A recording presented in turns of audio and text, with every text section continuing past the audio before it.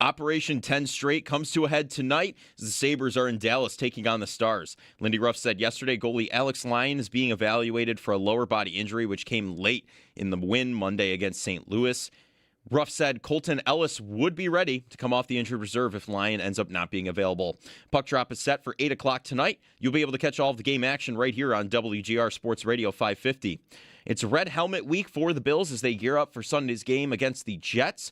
They do practice today, where we'll get an updated injury report later. We will be awaiting more on Josh Allen's status, dealing with the foot injury, which McDermott said on Monday was in a better spot than last week, and kicker Matt Prater, who seems to be trending in the right direction to get back on the field, especially after the release of kicker Michael Badgley. The Bills also signed wide receiver Mecole Hardman back to the practice squad, and around the NFL, ESPN's Jeremy Fowler reported the Browns and Raiders have done preliminary research on a coaching change.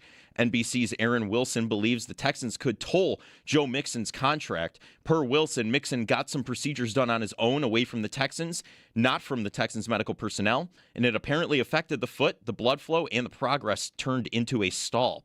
The Cowboys waived cornerback Trayvon Diggs, and Patriots wide receiver Stephon Diggs faces felony strangulation and suffocation and misdemeanor assault and battery charges.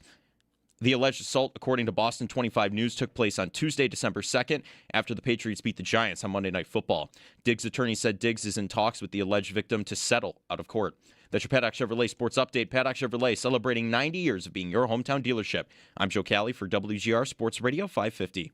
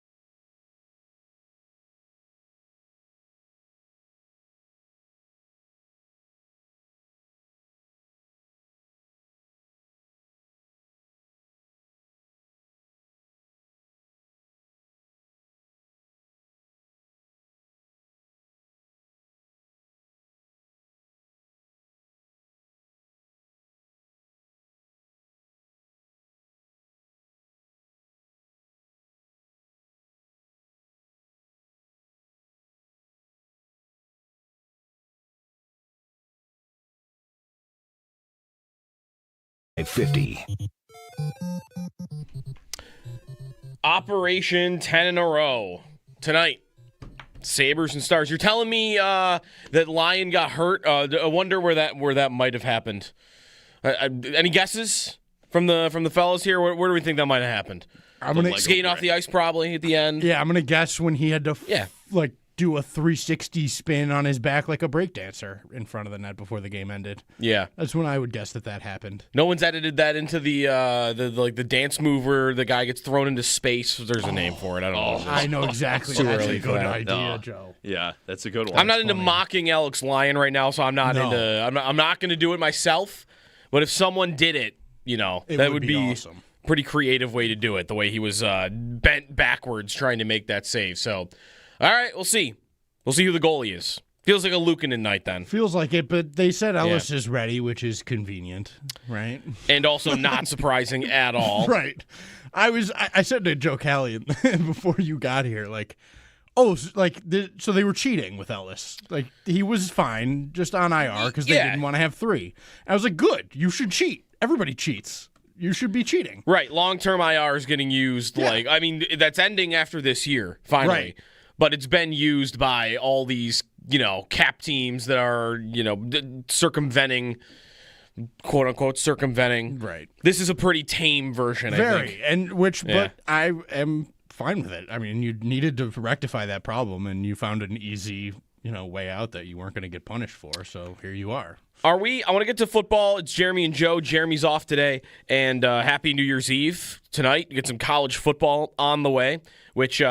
Sure, story that in a little bit. how college football on New Year's Eve can cause near brawls at midnight if there are still if there are still important games going on. So that's tonight and today.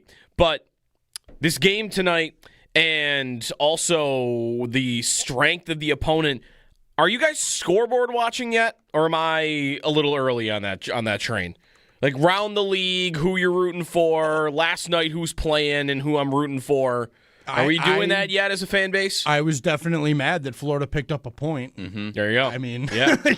I definitely am doing that. And I think if you're in on the team, you kind of are doing that because you haven't really felt that you could for many years here. Except for the 1 year they missed by one, but it's like a privilege we've acquired to be able to scoreboard. Hey, watch. I could care about Flyers Canucks. Yes. Right. Yeah. Right. I get to watch other games, which I do constantly anyways, but now I have like some vested, I have a thing I want to happen here instead of I'm rooting for Igor Shesterkin because I like him. It feels better to me to have. I need this. This will help me. Well, last night wasn't a good night on this front, by the way, because you had two East versus West teams games, and the Islanders beat the Blackhawks and the Flyers beat the Canucks. So that's not good. Pittsburgh beat Carolina's not good. The 3-point night between Montreal and Florida is not good. I guess Toronto beating New Jersey you could consider being good. Right. Toronto's at the bottom. Devils are closer to you. Although after last night, now the Maple Leafs are closer to you. So everything's so packed. Like East games, I think at this point are just don't be a 3-point night.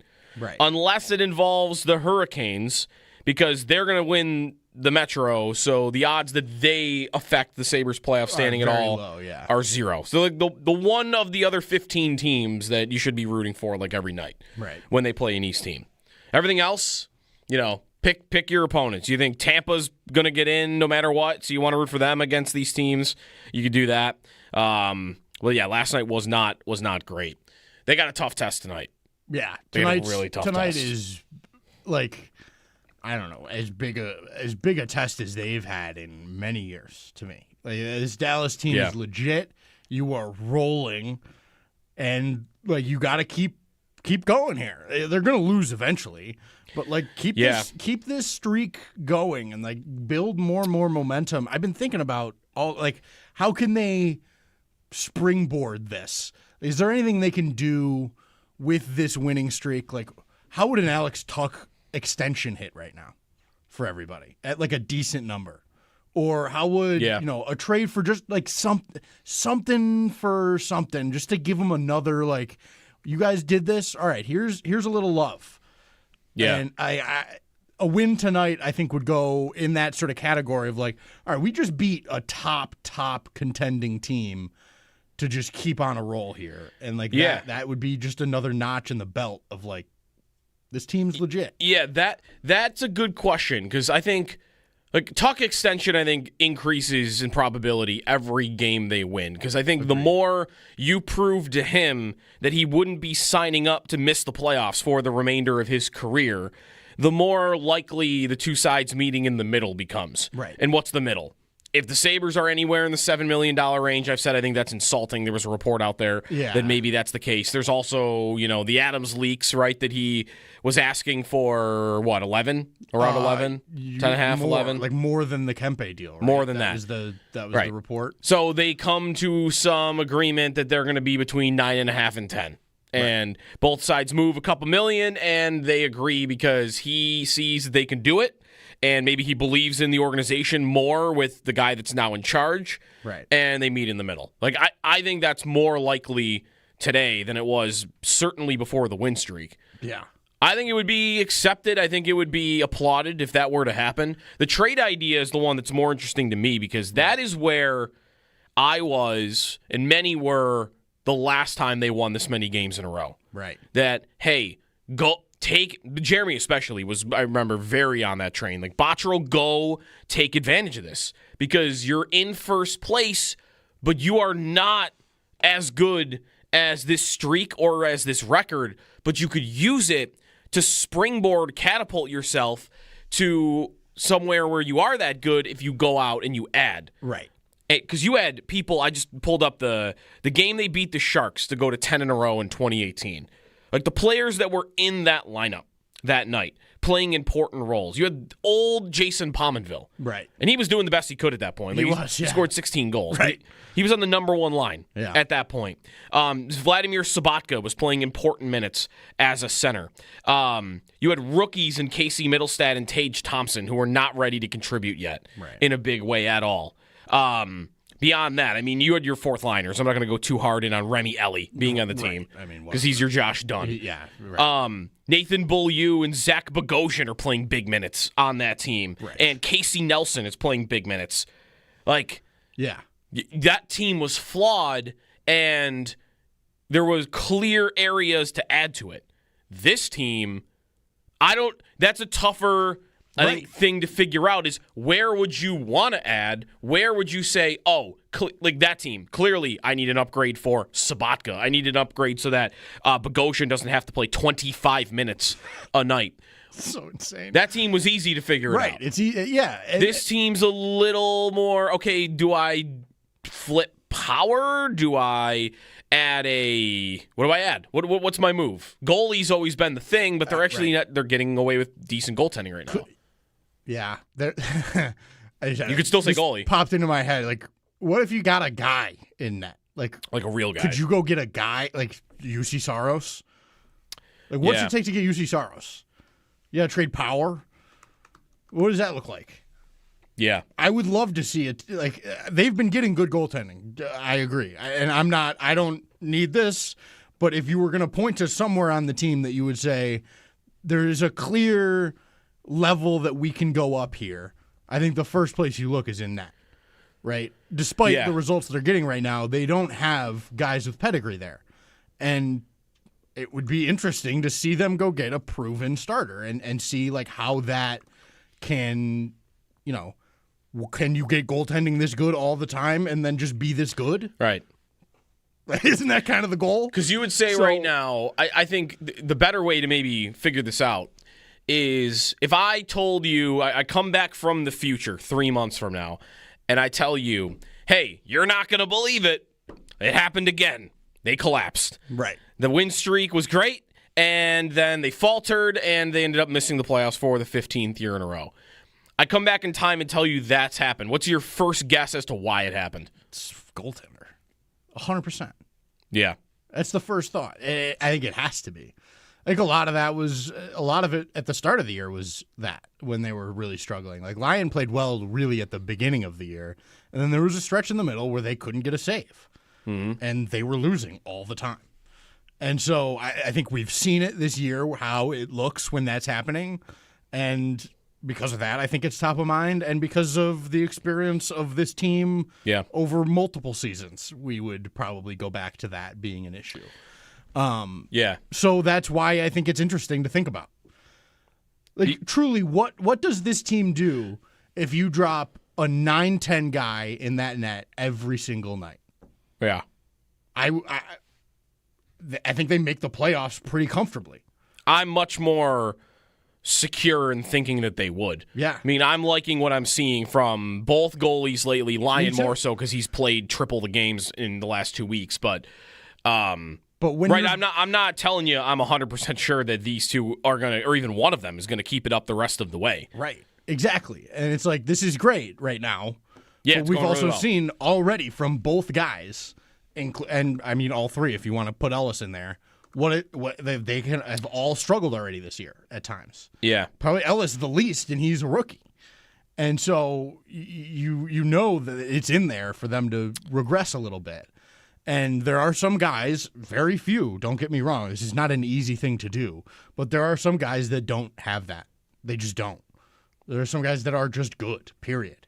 Yeah. And like that's, the holy grail in that league is to find one of those guys for you, but if you can do it, you should do it. Yeah, the Sabres are 11th in the NHL in save percentage, by the way, on the season as a whole. And as you mentioned, that comes with a middle ground that wasn't the best. Right. And they're still 11th, which, man, I would have taken every day of the week before the season 100%, started. 100%. The only other thing that you could do if you're looking to make your mark on the team, new GM, and all right, let's go for it a little bit here because we are in position to do so.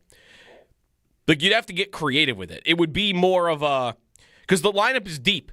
Right. I'm not just plugging in a top 6 winger easily to this lineup. We already are trying to figure out where to put Jason Zucker when he comes back in, which could be tonight, by the way. Yeah. Like, where does he go? So I look at it and say, all right, that means I can get better at these positions, but I'm not just going to add to them. But you've I'm talking gotta like be able to identify what yeah, a player that will be an upgrade, not just a player that can play. like I'm trading Jack Quinn along with other stuff, and I'm getting a 30-goal scorer. Right. Like that's the move. And the problem with that kind of stuff right now is look at the trades that have been made the last few weeks. Like, that Chinnikov deal is big.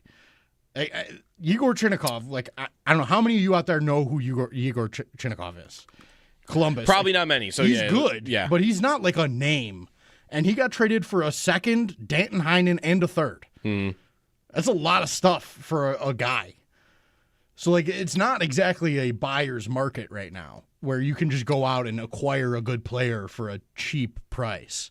Like, you're going to have to go, fork something over. That's the thing that I think would make that's part of a move that would make your stamp on a team is the big move where, okay, like, again, like trying to figure out who that player isn't the easiest because who's available at this time of year. You really got to look at teams that are very disappointed in the season they're having and are maybe close to blowing it up. Right. What about the team the Sabres just played? The Blues. You want to poach Jordan Kyrou off their roster? Robert Thomas. We can start getting into the no trade clause conversations and whatnot. But yeah, like one of those guys, those are 30. Kyrou scored 30 goals 3 years in a row. You want to go flip Quinn in a first round pick and go get him? Like, that's your, I'm going after it because I've won 9 in a row and I think this team should make the playoffs this year and I am not going to sit idly by and watch it regress. Yeah. You might not think it's going to regress, but and I'm not sure that that's the right move for them, especially with how much I think, Yarmo came in and talked about sustainability and not, mortgaging the future to make it this year. I think really talking about Tuck in that way. But I think that applies here, where you're not going to do something crazy to add a guy that doesn't make sense.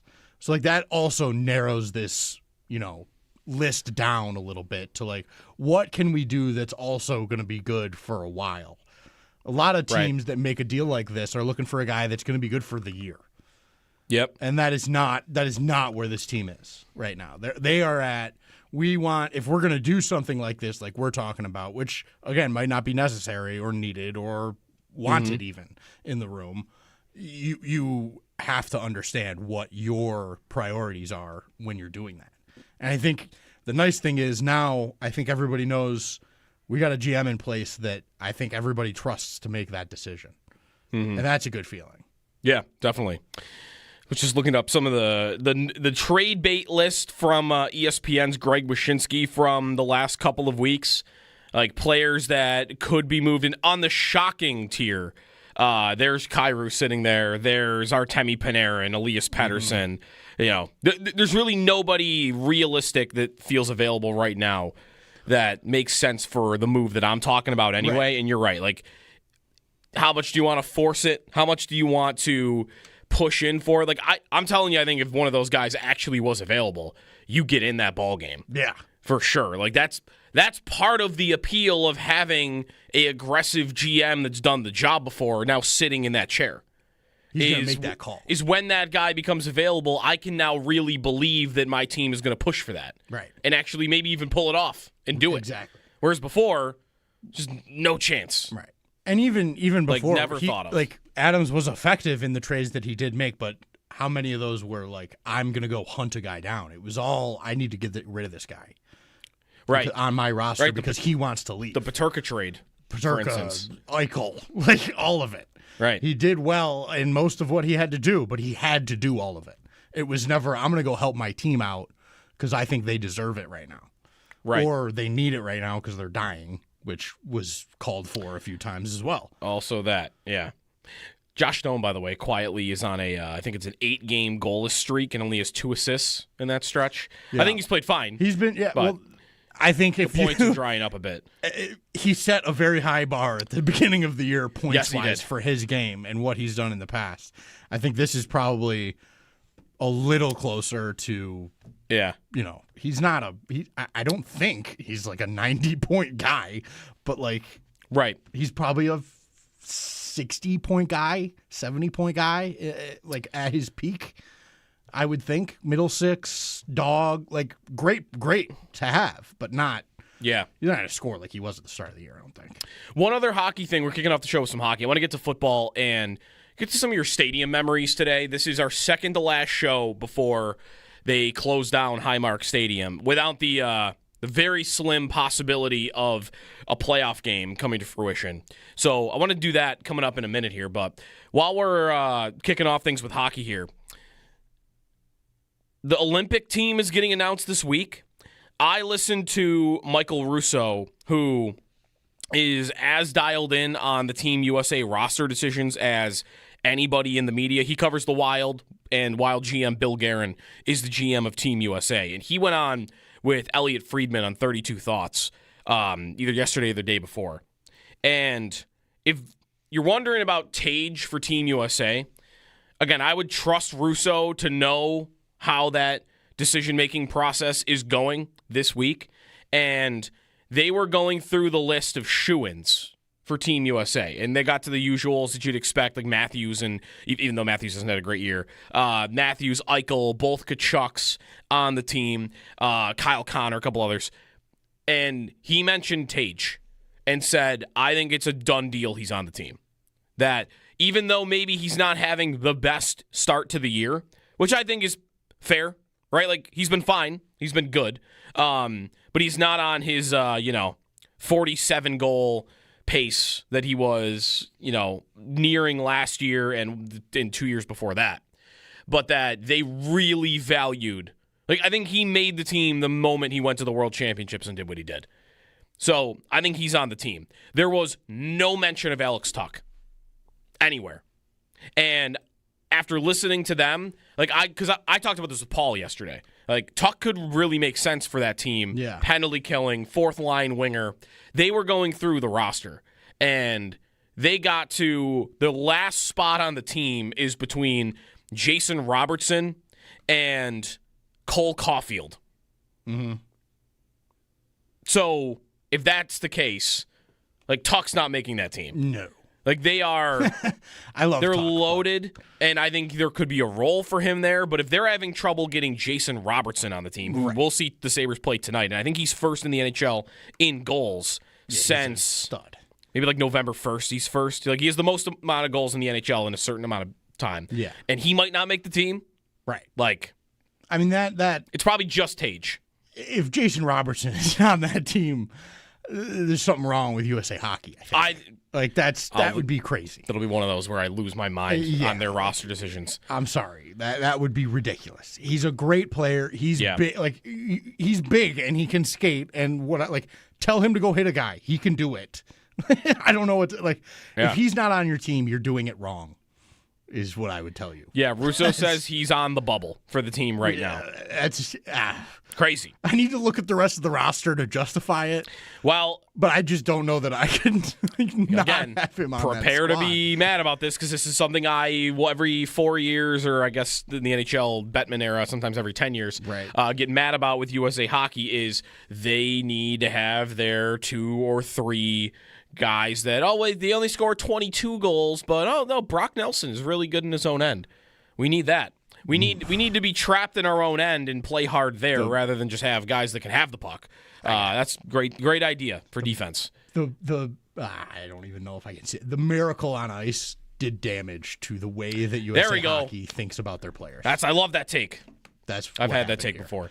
We'll get to these rants maybe when they announce the team, which I think is on Friday. I think that is Friday on the Today Show. I think that's right. Yeah. Or it might be tomorrow. New Year's Day. Is it tomorrow? Is there a Today Show tomorrow on New Year's Day? Not sure about that. That's a good question. Not my field. I don't know. I'm not an avid consumer of the Today Show. Yeah, me neither. No, I'm not sure either. I'm not.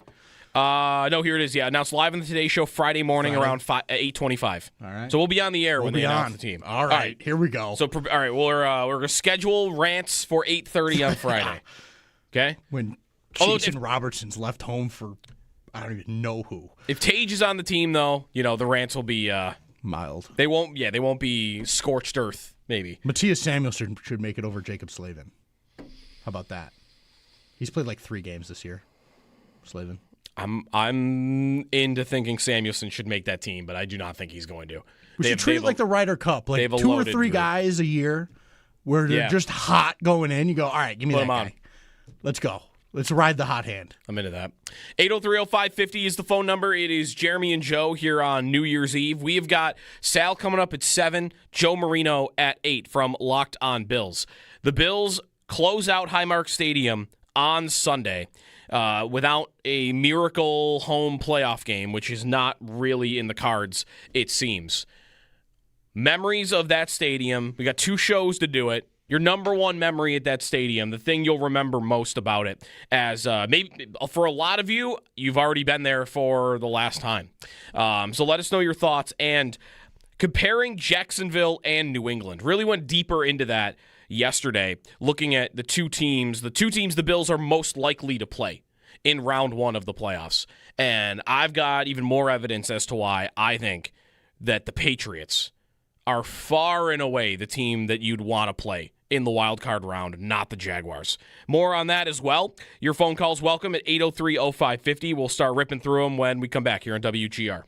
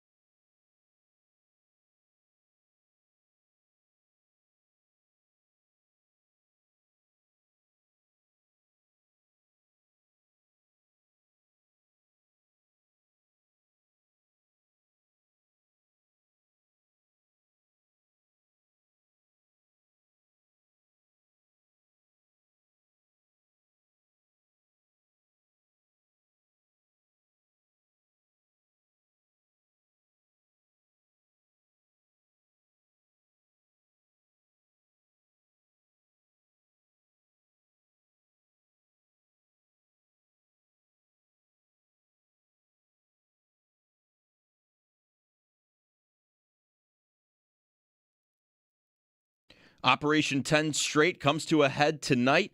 The Sabres are in Dallas taking on the Stars. Lindy Ruff said yesterday Alex Lyon is being evaluated for a lower body injury, which came late in the win against St. Louis. Ruff said Colton Ellis would be ready to come off of injured reserve if Lyon ends up not being available. Puck drop is set for 8 o'clock tonight, and you'll be able to catch all of the action right here on WGR Sports Radio 550.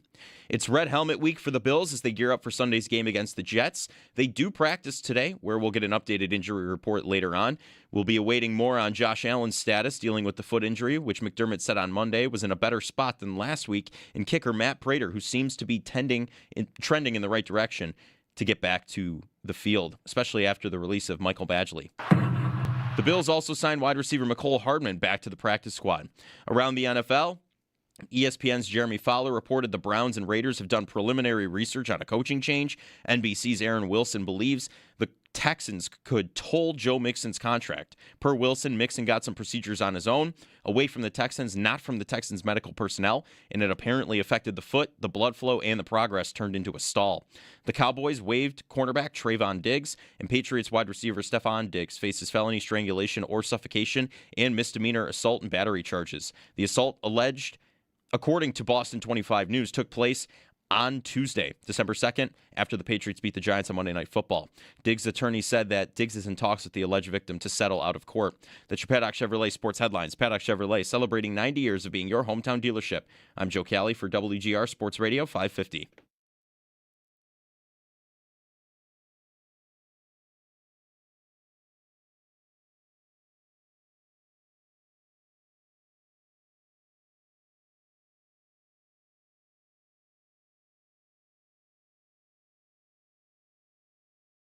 Everyone knows Cooks has been a very successful player for years in the NFL now. And so he's got the reputation, the cachet, and I'm not telling everybody he's Odell Beckham from his heyday, but now defensively teams will have to say, hey, when Cooks is on the field, we got to make sure we stay on top, because if we're not, they will throw him the ball down the field. So I do think that just creates some more space. We also haven't seen a healthy Kincaid or a somewhat impactful Kincaid and Cooks really on the field that much. And so I think that's another element to this offense that I'm intrigued about and excited about. Dan Orlovsky on the state of the Bills offense, and if we will get to see Kincaid and Cooks both playing well at the same time. Cooks having his best day easily in the 3 that he's played, or 4 that he's played. Yesterday on Sunday against the Philadelphia Eagles, it goes over for 100 yards. Down the field plays, he actually could have had even more if him and Allen were on the same page, where Allen throws it on the outside shoulder and Cooks is running to the inside shoulder. So we'll see. 803-0550 is the phone number. Also, question of whether even he'll play on Sunday. Like, is he a part of it? Which receivers are a part of it? Because the idea that anybody is worth a rest, I mean, he's the veteran. He's the oldest one, and also he just had the biggest game that they've had from a receiver in weeks. I mean, where does that rank? How many receivers have gone over 100 yards this year for them? Coleman did in week 1, and Kincaid has done it twice, and Shakir did it once. Shakir did it in week 12 against Houston. He got to 110. But you go look at their leading receiver by game, and Cooks at 101. The previous 4 games, 34, 65, 93, 33. And 2 of those games are Cook and Knox. Like, Knox at 93 was your biggest day that anybody had. It just kind of goes, though, to show that it's not the strength of the team. Not that anybody thinks it is. And a guy can walk off the street and immediately look like the best player at that position because they've just gotten it so wrong. This year, especially. 803-0550 is the phone number. If you've got a stadium memory that you want to pass along, what your number one memory is as we head to a close on Sunday. And we'll do that a little bit later on, too. So if you're looking to call in, feel free. The Jags and the Patriots, those are the 2 teams that the Bills are most likely to play. They could still play Houston. Houston wins the division. You would need Tennessee, though, to beat Jacksonville. They could still play the winner of the AFC North, but you would need Houston and the Chargers to lose, and that might be tough. Texans especially. That one is maybe not the most impossible because the Colts could beat the Texans. They are a 10-point underdog. But Houston is so inept on offense that they are capable, kind of like Denver, but a little bit to a lesser extent. They play these close games against a couple of bad teams along the way because the offense is so bad that they have a tough time really pulling away from anybody. Denver has more of these, but Houston beat the Raiders by 2 points 2 weeks ago, and they only beat the Titans in Week 11 by 3. Like, that's only a couple, but they're capable of playing down to their opponents, and there are a couple of recent examples of that. So Indy, who I still feel like is a good roster, but they're starting Riley Leonard at quarterback, that one's not impossible for me. That one could happen. And if it does, Chargers are playing a backup quarterback, the Bills are playing the Jets, like you could really be staring back at the 5 seed. But not super likely. Like, the most likely is Jacksonville or New England. And looking at some of the DVOA numbers from Aaron Schatz's site on those two teams and what their seasons have looked like, I think the Jaguars have really caught up to them as a passing offense. Like, to me, those are probably the two most dangerous pass offenses in the AFC right now. It's New England and it's Jacksonville. New England, it's a lot of Drake May doing heroic things. Jacksonville, it feels like an overall well-oiled machine that Lawrence is really working right now. But he's got more infrastructure around him than I think Drake May does. Because Lawrence has an explosive receiver that's back in the right role in Brian Thomas. He's got a trustworthy, do-it-all separator in Jacoby Myers. And they've kind of stumbled upon their version of Khalil Shakir, a guy that usually will run a little bit shorter in terms of routes, but is super dangerous with the ball in his hands. And that's Parker Washington, who's also their punt returner. And he has 260 yards in his last 2 weeks. Big yak plays. So he's filling a role, and ETN on the backfield. But the coach is the one that's really kind of pulling it all together. Liam Cohen is showing that he is a really good play caller and offensive head coach in the NFL. So Jags feel a little more complete, but those are the two best. And I'm not going to tell you one's that much better than the other. I would probably say just because they're hotter right now, the Jags are the scarier pass offense. Everything else on the season is advantage Jags. Everything else. You want to look at running? Because those are probably the two biggest weaknesses of these two teams when it comes to what they've been on offense this year. And maybe that feels like that's where they feel like decent matchups for the Bills. The Bills have had problems stopping the run this year, while these are maybe the two worst run offenses. The Patriots are worse, though. Rushing DVOA on the season, Jacksonville finds themselves ranked at 20th in the NFL, and New England 27th. Big gap, though. Like New England is 27th, but their number is almost twice as bad. Actually, it's more than twice as bad as where the Jags are. So, rushing offense, not a big advantage on either side, but Jacksonville definitely better than New England.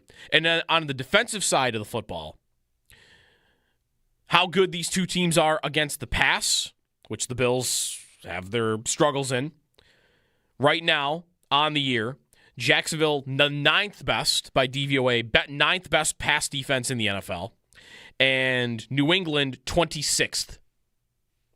Rush defense, Jacksonville is the 4th best rush defense, and New England, 21st. It's just night and day. One team is far and away a better overall football team. New England had the schedule. New England probably, to me, has the better quarterback. I've seen enough of Trevor Lawrence to know that he's not a perfect quarterback. He misses some throws he should make. He does make some special ones.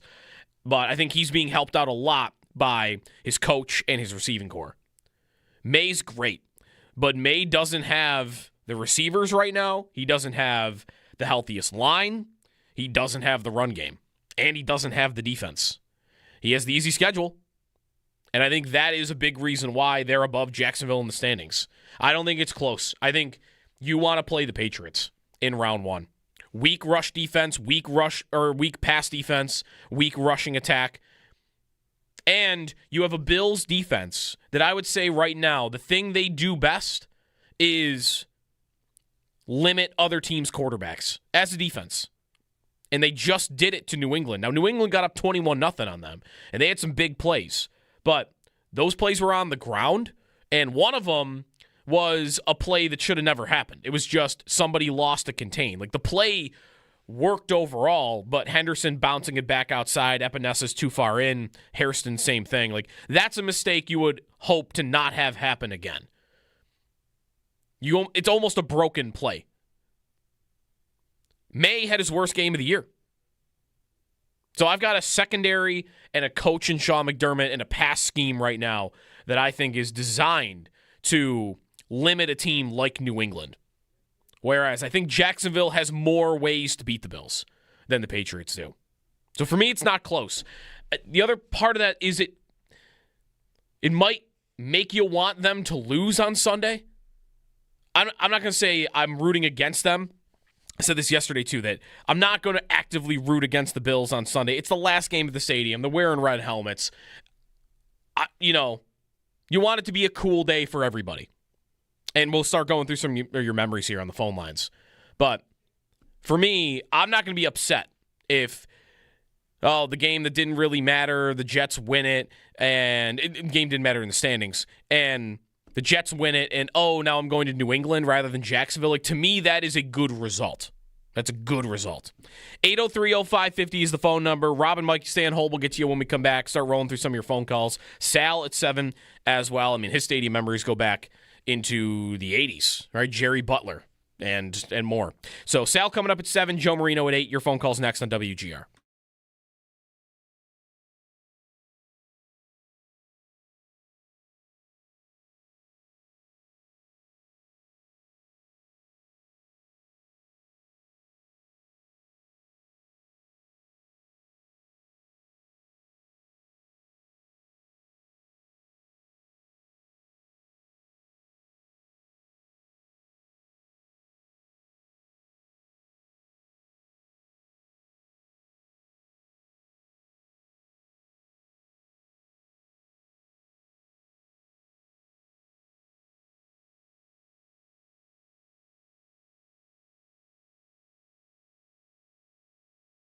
The trade idea is the one that's more interesting to me because that is where I was, and many were, the last time they won this many games in a row. Right. That, hey, go take, Jeremy especially was, I remember, very on that train. Like, Botterill, go take advantage of this because you're in first place, but you are not as good as this streak or as this record, but you could use it to springboard, catapult yourself to somewhere where you are that good if you go out and you add. Right.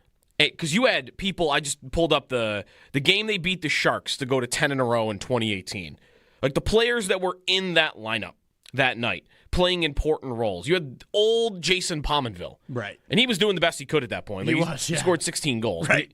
He was on the number one line at that point. Vladimir Sobotka was playing important minutes as a center. You had rookies in Casey Middlestad and Tage Thompson who were not ready to contribute yet in a big way at all. Beyond that, I mean, you had your fourth liners. I'm not going to go too hard in on Remy Ellie being on the team because he's your Josh Dunn. Yeah. Right. Nathan Beaulieu and Zach Bogosian are playing big minutes on that team. Right. And Casey Nelson is playing big minutes. Like, yeah. That team was flawed, and there was clear areas to add to it. This team, that's a tougher I think thing to figure out is where would you want to add? Where would you say, like that team, clearly I need an upgrade for Sobotka. I need an upgrade so that Bogosian doesn't have to play 25 minutes a night. So insane. That team was easy to figure it out. It's this team's a little more, okay, do I flip power? Do I add what do I add? What's my move? Goalie's always been the thing, but they're actually not, they're getting away with decent goaltending right now.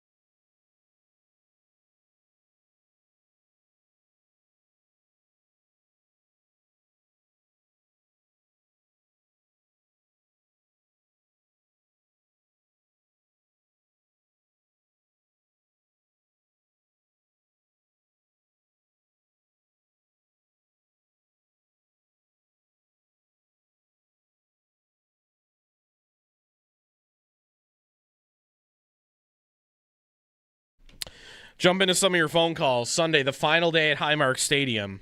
I have a tough time pinpointing my number one. And part of that is I wasn't at a couple of the games that would be your easy number ones. Like, I wasn't at the perfect game. If I had been, it would be easy, right? Like, the weather playing into it, too, and maybe if you were around where Fitz took his shirt off and just beating Belichick like that, scoring on every drive, like, that'd be number one. If I have a couple buddies that were one of the 6,000 that were at the Baltimore playoff game with the Taron Johnson pick six. Like, that would be number one for me. But, like, the playoff games I went to the Chiefs game where they lost, Tyler Bass missing the field goal at the end, and, right, like, so that's not going to do it. I was at the playoff win against Miami and Skylar Thompson, but that's not going to be anybody's number one. I have a tough time, like 2011 against New England, but I don't know. Something about me makes me never want to give that as the answer because it's a regular season game in the drought where they didn't end up, doing anything after that. But in terms of, like, in the moment, it's pretty good. And I still got to figure out what my right number one is. But there are some classic games in the 90s and, again, some of those recent examples that are pretty good for it. And maybe you got a unique one. Right? It doesn't have to be tied to the Bills. Something else could happen. Rob in Connecticut's first up. What's up, Rob? Good morning, Joe, Owen, and Callie. First up, I'd like to start off by saying thank you very much for another great year with WGR 550, everybody that holds it down there. I always appreciate your voices being my visual because I wouldn't be able to know what's going on without your voices because I can never see what's going on, but I can always hear it thanks to you guys. And Happy New Year, and hopefully 2026 is plentiful and prosperous for you. I mean, my only regret, Joe, and everybody out there in Bills Mafia is as a huge Bills fan, I have never made it to Highmark Stadium, which was on my bucket list. It was an all-time dream of mine to always want to be in the stadium with Bills Mafia. Unfortunately, it's not going to happen. But the memories that I have of being a part of Bills Mafia and watching when I was able to see at the time, the comeback game against Houston was unbelievable. The perfect game. Even during COVID, when there wasn't many fans in the stadium, but it sounded like there was hundreds and thousands of people in that stadium when Johnson returned that for an interception. I mean, I still have a scar on my shin from smacking it against the coffee table when I saw it unfold and screaming at the TV, go, go, go, go, go. I mean, Bills Mafia all the way. But I appreciate WGR 550 for always making every morning and every day of my life a complete one. Without your voices, I would not be able to visualize what's taking place. Thank you very much. And, I'm always going to continue listening to you guys. But my regret is not ever getting to the stadium. But maybe I'll get to the new one someday. Thank you. That'd be great. Thanks, Rob, for the call. Appreciate you calling throughout the year. Happy New Year. And the comeback game that you mentioned is going to be more people's answer, I think, than we're maybe even at the game. Because there's always claims that I was at the comeback game. 200,000 people claim they were at the comeback game. I don't know how, though, that wouldn't be your answer if you were at that one and didn't leave. Unless you think the perfect game outranks it. If you were at both, I wonder what a fan that was at both would say. And I'm sure you're out there. Maybe you'll call. On comeback game against the Oilers, perfect game against the Patriots. Maybe it's equal. Mike in Pennsylvania next. What's up, Mike? Hey, good morning. Yeah, so I had season tickets right before I had kids, and unfortunately that was right in the drought era. I'd say my most memorable game at the stadium was the Dallas Cowboy Monday night game. And right from the start of the tailgate, and I think there was a bar that caught fire. There was something different in the air. I think we had six turnovers, 5 picks by Romo. Didn't score an offensive touchdown. I mean, the emotional roller coaster that went through that game, we ultimately ended up losing the game. But, I mean, it was nuts, electric. I think we had a special teams touchdown by Terrence McGee, a tip pass by Kelsey. Even though we came out on the bad end of the game, just something about that game sticks in my head. I think it was because it was the first of home game, primetime home game and Monday night game in like 13, 15 years or something like that. Yeah. I mean, they went a long time without primetime. I mean, they had the one against the 2007 Patriots, which was all about New England going for the perfect record, and they blew the Bills out. Night games that I went to, I only remember the losses, really. Like, I'm at the Bills-Jets game where Craig Roman gets fired the next day, even though the offense scored 35 points. Like, Tyrod threw 2 long ball touchdowns in that game. I think they scored 30, and they fired the offensive coordinator. Greg Salas, I remember. But they don't win that game, so that can't be top of my list. What's the best night game? I mean, last year against Baltimore. You know what? Like, maybe that's even my number one. I know they lose the next week, but I did not think they were going to win that football game. I was so terrified of the Ravens. I thought for sure Baltimore had the better of them. And you got big moments. Terrell Bernard punching out that ball against Mark Andrews. Andrews dropping it at the end. Some big plays on the Bills' end as well. The wrap interception. That game's going to be in my top 3, I think. It's a night game. Nerves. It was close right down to the very end. It's a playoff game against Lamar Jackson. I mean, it's pretty tough to beat. There's a couple that could beat it, but maybe that's going to end up being my number one. Sal, when we come back, and more of your phone calls, hang on hold, and we'll roll through them today and Friday. Last week at the stadium, what's your number one? If you, I guess number one for you could be the Jets game on Sunday. I don't know what would have to happen, though, for this to top it. Like, your number one's probably already happened. 803-0550, the phone number. Sal, when we return here on WGR.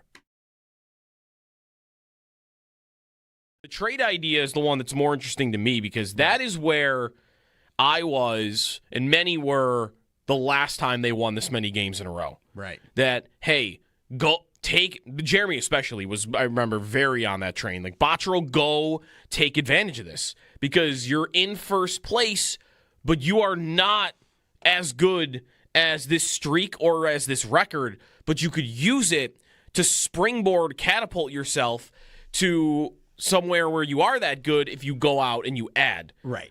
Because you had people, I just pulled up the game they beat the Sharks to go to 10 in a row in 2018. Like, the players that were in that lineup that night playing important roles. You had old Jason Pominville. Right. And he was doing the best he could at that point. Like, he scored 16 goals. Right.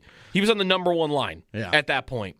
Vladimir Sobotka was playing important minutes as a center.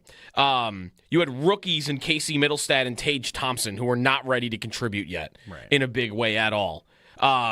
Beyond that, I mean, you had your fourth liners. I'm not going to go too hard in on Remy Ellie being on the team because he's your Josh Dunn. Yeah. Right. Nathan Beaulieu and Zach Bogosian are playing big minutes on that team. Right. And Casey Nelson is playing big minutes. Like, yeah. That team was flawed, and there was clear areas to add to it.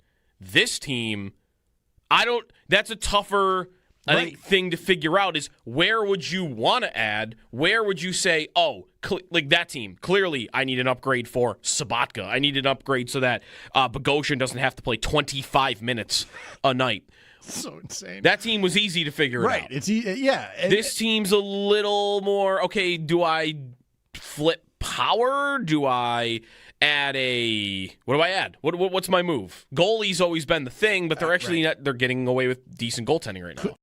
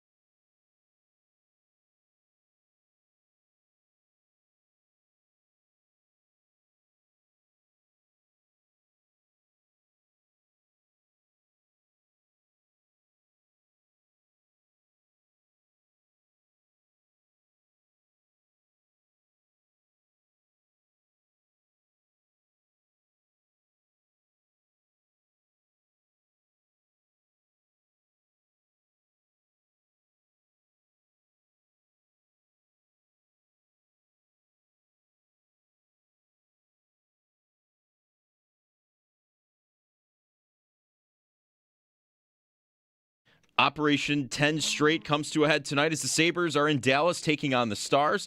Lindy Ruff said yesterday goalie Alex Lyon is being evaluated for a lower body injury, which came late in the win Monday against St. Louis.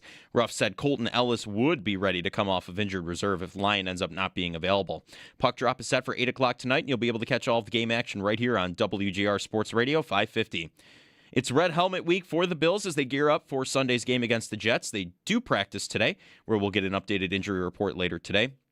We'll be awaiting more on the Josh Allen status, dealing with the foot injury, which McDermott said on Monday was in a better spot than last week, and kicker Matt Prater, who seems to be trending in the right direction to get back on the field, especially after the release of Michael Badgley. The Bills also signed wide receiver McCole Hardman back to the practice squad. Around the NFL, ESPN's Jeremy Fowler reported that the Browns and Raiders have done preliminary research on a coaching change. NBC's Aaron Wilson believes the Texans could toll Joe Mixon's contract.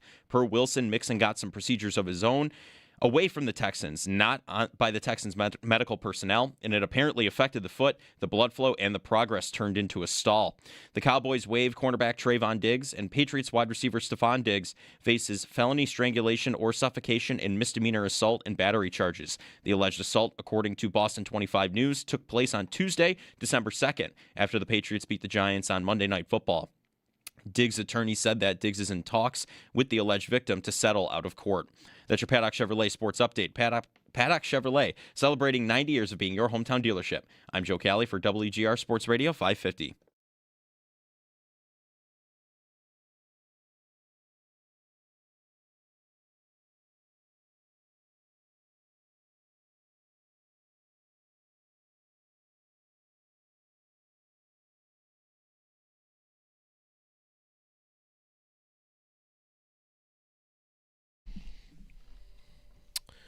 Good morning. Sal Capaccio joining us now on the Wester Hotline. Appearances on WGR brought to you by Outlet Liquor. We have a game on Sunday between the Bills and the Jets. We have seeding to figure out, matchups to debate, and who's going to play. Sal joining us now. Sal, and I don't know if you heard our previous conversation, but stadium memories are, of course, going to be all over the place from Sunday. What you go back to, when's your first game in the stadium? Early 80s, right? Jerry Butler? 1987. 87. And Butler was 86 was his last game. He was my favorite player, but I did not go to a game until December of 87, which was the strike year. Okay. Was it the strike team, or were they back by the time you went to a game? They were back. The strike, the replacement players played early in the season. I went to the game against New England. The Bills had to win at the end. The Bills only 15 games that year. One got canceled. Yeah. The Bills had to win their final 2 games to make the playoffs. That was one. Then they went to Philly the final week. They lost against New England, so Philly didn't matter, but I was at the New England game. Gotcha. So you go back to 1987, so 38 years of you being at that stadium. What for you would you say is the number one loudest you've ever heard that stadium? You've ever heard the Ralph Rich Stadium? By the way, I always want to point out, I played at the stadium. Did you play at the stadium? I was active. Does that count? Oh, well, you played. You were dressed. You're on the sidelines. You played, dressed. right? I did not touch the field for that one, but yes, I was. That's all good. I was wearing a helmet on the sidelines at least. I was thinking about, and seriously, I was thinking about memories this week. I actually watched the really good video the Bills put out with Chris Berman interviewing all the '90s guys. I don't know if you've seen it. It's really good. But you go check it out. It's on YouTube. And just thinking about memories, and I mean that's actually one of my best. I mean, I played there. I had an interception at the stadium. It was super cool, right? It was '89. It was second year after 2 years after I'd gone to my first game there. I went and I played at the stadium. That was super cool. So then, going as a fan and then going and now as a professional and on the sidelines and all that, I would say the loudest I can remember the stadium ever, man. It's very tough to say and probably pick out a moment. Mm-hmm. I don't know if there's one play. I just remember the New England game, the night game, the perfect game was incredible, right? Loud, really loud. Yeah. The whole game just never stopped like that. It was like that. Joe, it's not the loudness that I remember. I'll always say the most amazing memory of the fans in the stands for me was 51-3. Yeah. And people chanting, "Thank you, Bills. Thank you, Bills," for 80,000 people. And thank you, Ralph. Thank you, Ralph. And then Super Bowl. Like, that was amazing. Like, it's a concert, right? People singing together, kind of. Was that all in the second half? Yes. Okay. 41-3 at halftime. You knew they were going. It's the greatest memory ever. I think it's the greatest game ever played there for that reason. That's the greatest moment, maybe, in that regard. So I'm trying to think. I'll have to think about the loudest because there's been so many over the years. And I know it sounds crazy to say, but like just because of the circumstance, how there were only, 7,000 people there, but how loud it got with 7,000 people in a game against the Baltimore Ravens was incredible. Right. For me, it's a little tougher because I'm not at the comeback game, obviously. I also wasn't at the perfect game against New England. So, like, a couple of the biggest games that have ever been played there, I'm not there. I thought of the Nyheim Hines kick return for me personally. It's like it was. The first one especially was like the if there was a roof on the building, it would have blown off. Yeah, that's a great answer. I remember that. They went over that memory too, and a lot of it last night. Go watch that video. It's really good, and a lot of these memories come back. And what I just remember about that play was how emotional it was, and it didn't matter who you were, you're choked up, right? I'm like that on the sidelines. I'm looking over, and people are crying. People are crying on the sidelines. It was unbelievable, right? That's an incredible just moment in time that you just capture and you think about, and when you go back and think about all those different things that happened, the highs and the lows. There's been plenty of lows that I've been on the field for, or in the stands for, and things like that, and that was certainly one of the highs for sure. Yeah, we could also have, I don't know if we will have it, I don't know if we need to have it, but like the most defeated you've ever felt leaving the stadium, I'm sure people have lists of that as well. Certainly if you grew out during the drought era like I did. Sal Capaccio with us now on the West Her Hotline. Bills and Jets on Sunday. I have a question for you before we begin. Sure. Have you seen, there is a look-ahead line to Bills-Jags? I have not seen a look-ahead line. I'm loving it. Okay, I have seen this. It's there this morning. It's from our friends at FanDuel, actually, believe it or not. So, FanDuel has a look-ahead line for a bunch of wild card games. The only one for the Bills is Bills-Jags, but they have other teams a couple different times. You know what I mean? Yeah, my guess is that the Bills would be a 1.5 point underdog against Jacksonville. That'd be my guess. You are half right.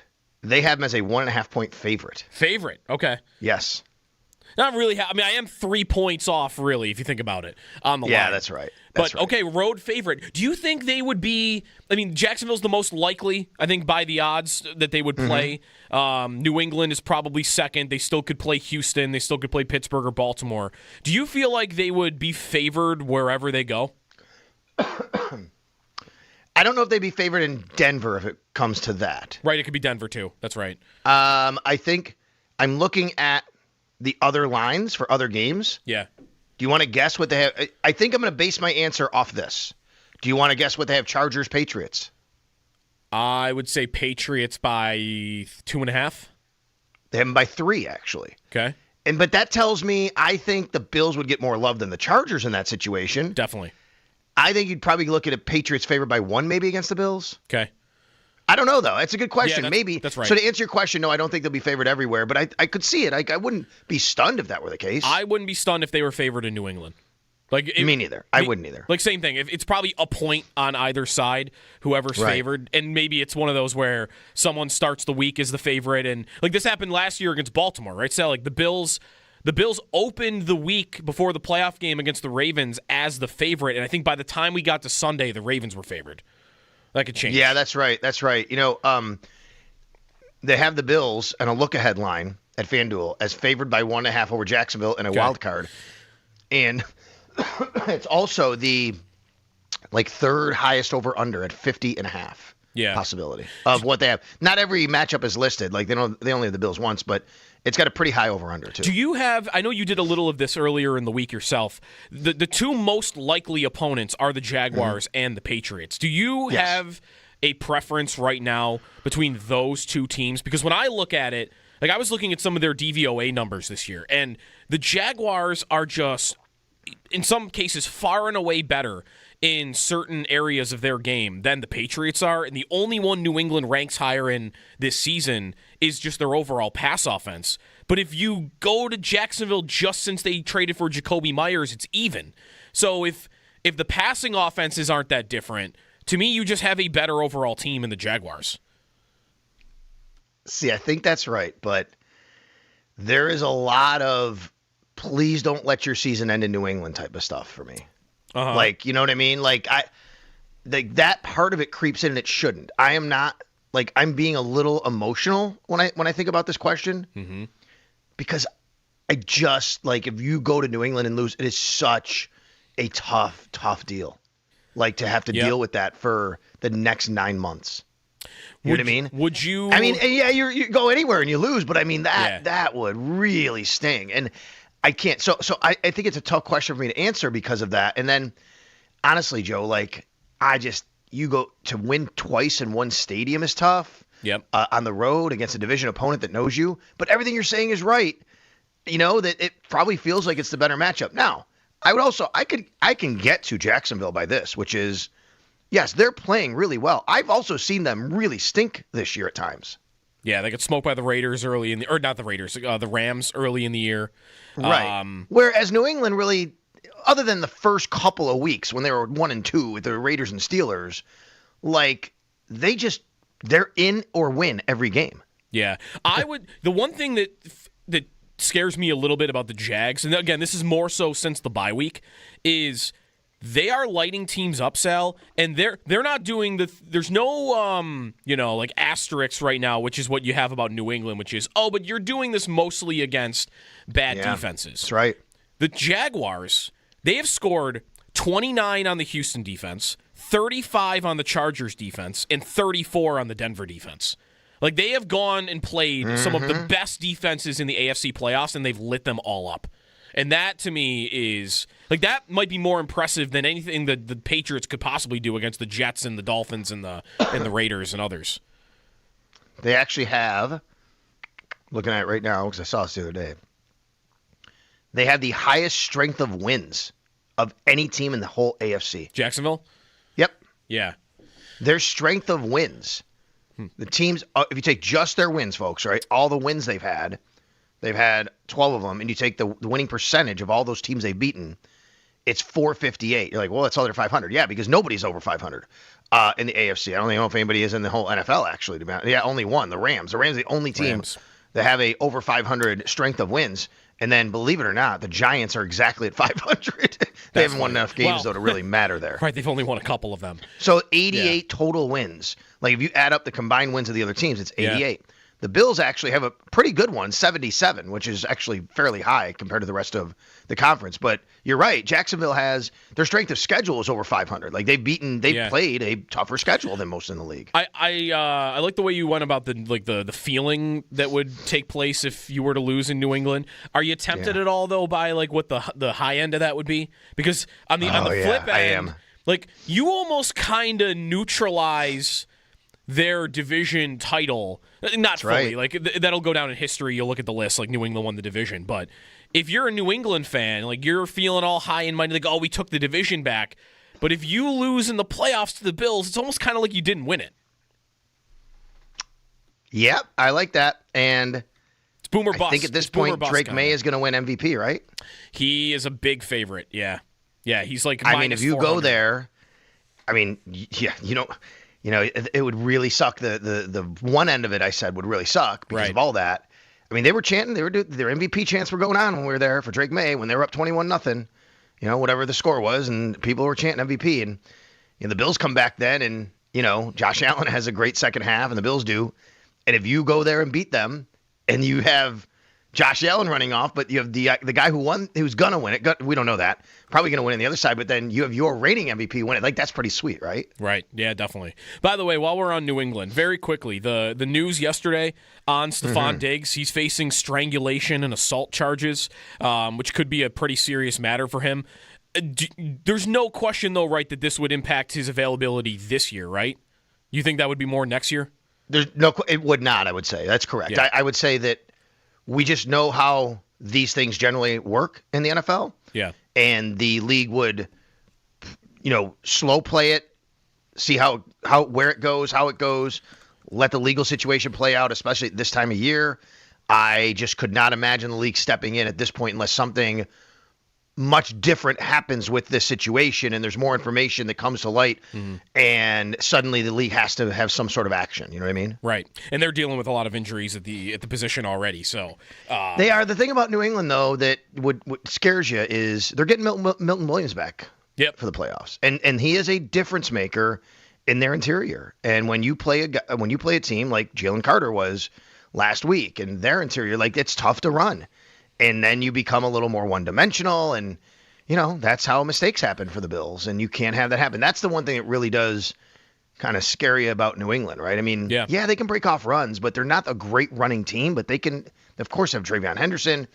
What they do is, Joe, you know what New England does? This is the one thing I watch them, and all due respect to Drake May. I really do think Drake May is a really terrific quarterback. I do, and he's going to be around a long time. It's going to be tough to deal with, so do not want to throw any water on his season. But, Joe, they catch everything. They catch everything. Yeah. That happened against the Bills, too, right? Like, there were plays where their guys they're totally covered, and they just come with Hunter Henry, and Diggs has done it. Stephon Diggs made a catch last week again. You're like, how did he catch that? Yeah. Mac Hollins over the middle. Now, he wouldn't play. He's out at least 4 games. That would include, if they play in the wild card or the divisional. I mean, he's over the middle, and that one he just outstretches, Tre'Davious White. You're like, man, how does that guy catch that? Yeah, they have the second fewest drops in the league this year. Only Philly has less. And May puts it in the spot. Yeah, he puts it in the spot. That's why I've said all year, I don't know, like, it's been. I was questioning halfway through the year, 3/4 through the year, like, how sustainable is it? But it's been sustainable for them. Now, is it sustainable year over year? I'm not really sure. Right? But, oh, my God, they catch everything. Yeah, here's another difference between New England and Jacksonville. The Patriots are second to last in drops with 13. The Jags have the most with 45. 45 drop passes on the year. I wonder how many of those are pre-Jacoby Myers, but that's a lot of drops. Sal Capaccio with us on the Western Hotline. Very quickly before we get to the Bills, the other Diggs news on the day, Trayvon Diggs, Sal, I'll only ask because the Bills did try to add a veteran corner middle of the year, but you're not expecting the Bills to go near Trayvon Diggs, are you? That would be unbelievably stunning to me. Right. If they did that. I mean, he's the one who actually tweeted about Stephon wanting out of Buffalo when he was still here. He threw shade at Josh Allen. Yeah. Right? Like, yeah. Plus, I just think that name, what comes with it, the family, the relationship, everything you have to deal with if you bring him in, and everybody's talking about that instead of the game. Like, it just becomes such a distraction. Like, why? Right. And Joe, I mean, how good has he been really for the last while? And the Bills have the number 1 pass defense in the league. I get it, folks. I know it. Joe, yesterday I tweeted out. Here's a stat for you, folks. Sorry, I know that we've done a lot of, we're talking just a whole bunch off the cuff. We haven't even gotten to the Bills stuff. But I tweeted yesterday how if the Bills, right now it's the Bills and Browns as 1 and 2 in the NFL in pass defense, total yards per game. Bills are slightly ahead. If the Bills finish better than the Browns, they win the overall pass defense title, it'll be the 3rd time in 8 years. Wow. They'll finish with the number 1 pass defense in the league. And the immediate response I got from many people was, well, of course they are, because everybody just runs on them. Why would you pass? I'm like, okay, there is some truth to that. I'm not going to deny that. The Bills actually have like the 2nd or 3rd fewest amount of attempts against them in pass in the league. But they're also, let's dig into the numbers that aren't volume related. They're 5th in the NFL, 5th best in yards per play against. They're 6th in passer rating against, 6th best. They're 7th in interception rate. They're 11th in sacks per pass attempt. They're very good against the pass. Yeah, very good. The secondary, that's why, like, maybe he would be a little more of a discussion if they were desperate at the position, but there's nobody they would bring in right now that would get on the field, because they're in good shape, I feel like, with their secondary. I agree. I mean, and who would have thought we'd say that today? Oh, no, not me at all at the beginning of the year. That's part of the point I tweeted it out yesterday, to point out to people, like, but with all the questions that we had about this team and safety and corner going into the year, I don't care if it's volume based or not. For where they are against the pass in this secondary is unbelievable compared to what we thought. Yeah, no, definitely. I think it's been one of the most impressive things I think they've done all year is they have gone from a team that last year, remember, got picked on. Last year was a little bit the opposite, right? Like, remember, their run defensive numbers were actually better than people thought, and the pass defense had really taken a step back. And this year, that's kind of flipped. Did you see Did you watch Fitz and Whitworth? Not at yesterday, all? no. It's really good. It's really good. There's an 11-minute clip that's online that you can watch. I was down the rabbit hole a little bit last night. 11-minute clip online. That's what happens when there are no Sabres, and you're like, I need the Sabres. Come on, where's the Sabres, right? Yeah. I was watching Carolina, Florida State college basketball. But anyway, so I go down the rabbit hole. I'm watching Fitz and Whitworth last night, and there's an 11-minute clip about how it said how the loss could actually be really like good for the Bills. I'm like, okay, well, what are they going to say here? First of all, two things. Number one, Fitz was awesome on the 2-point conversion. He said he loved everything about it except for one thing: put Josh in shotgun. He said play action is scaring nobody because you're not running the ball at the 2-yard line, right? He said if you put him in shotgun, he can see the pressure coming. He might be able to slide. He didn't bang on the play. He loved it overall, right? Yeah. Like that's the only thing he would have done different. And then Whitworth said something different too, which is your point here. He said the reason why he really likes the Bills right now after what happened last week, he said the defense is really starting to come together and you have a pissed off Josh Allen. He goes, I like that combination. Like the defense is starting to play well, and I got a quarterback that really wants to atone. Yeah. And how good he is, right? And he goes, he's probably in the, the way he describes something like he's in the phone booth right now putting on Superman to say, I'm coming out and showing everybody, right? Yeah. And I love that part of it, which is really good. But he also made a great point I'd love to discuss next week a little bit, which is he went through different scenarios when he was on the Bengals and when he was on the Rams, Whitworth did, about resting versus playing and how it totally impacted them in Wild Card Weekend. It was really, really good. Yeah, there's going to be a lot of debate on that. I know I heard Ross Tucker yesterday. Maybe Eric Wood said the same thing this week, but I know Ross did yesterday that, a lot of players would prefer the rest over, playing all the way up to the postseason. And that gets to this week a little bit, Sal, just to close on where we're going to be this week. We don't know yet. Who I guess in your mind would you say are the most important players that you think should be dialed back or not play at all on Sunday? Who comes to mind right away for you, other than Josh Allen? Well, the top three answers are Josh Allen, Josh Allen, and Josh Allen. Right. Okay. Right. So what's going to happen? I predict Josh will start and then get out very quickly. He'll keep his streak alive. It's very important to him. The streak is very important to him. Mm-hmm. It's very important to the organization and franchise. But Josh will start, and then he'll get out. He's got 120-something straight starts, right? That's something that they're going to do. And then I think James Cook. But, you'd love James Cook to get the rushing title. There's no doubt.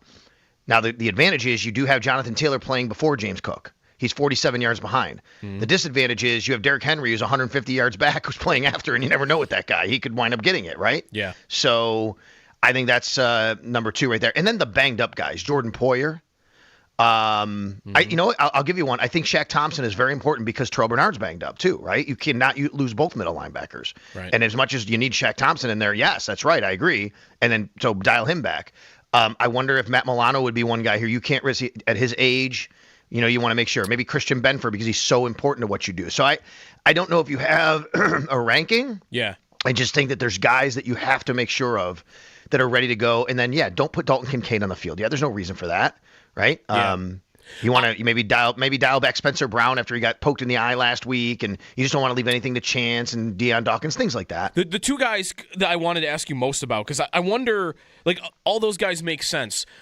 What do you think they would do, or what would you do with the defensive ends? Bosa maybe is easier for this, Rousseau too, because they are both very good players, but they also are playing at a position, Sal, they've already dealt with so many injuries that I doubt they would want to put any unnecessary risk on the two guys that are most available to them. Yeah, you're probably right about that. I think it could very easily see Joey Bosa just not playing at all, right? Just don't put him out there. Just don't play. Yeah. Okay. Rousseau, though, I think you maybe give him some reps, give him, let him get out there and play. But yeah, no doubt if you want to, I would put Bosa ahead of Rousseau, I guess is what I'm saying in this equation. But I was also tell you, Joe, they have two guys at defensive end that I have not seen Matthew Judon yet, and I wonder would they put him up this week to give him a little run in the defense, or do you save him for the playoffs, or not at all maybe? But you're just you're seeing what you have. You Shaq Lawson, Andre Jones Jr. is out of elevations, so go. Yesterday, folks, I tweeted this out. Go check it out if you'd like to. I'm really interested in what people think about this, which is I went through and I color-coded the Bills roster, as I always do. And the Bills have a 48-man game day roster. So, they're going to dress 48 guys, which once you have to dress 8 offensive linemen to trigger 48. So that's just so everybody knows. So, but here's the problem. You get 2 elevations, but 4 guys, Joe. Andre Jones Jr., Zion Logue, Bale Inspector, and Dane Jackson are out of elevations. You can't elevate any of them for this game. Right. So who do you elevate and how do you play it? Because you can't just rest everybody. People got to play. There's only 48 guys. Right. Yeah, right. You can't rest everybody. At least some guys have to be active, even if you want guys to rest a little bit. Like you could say, we'd prefer not to have Cole Bishop play the whole game, but he's got to have a jersey.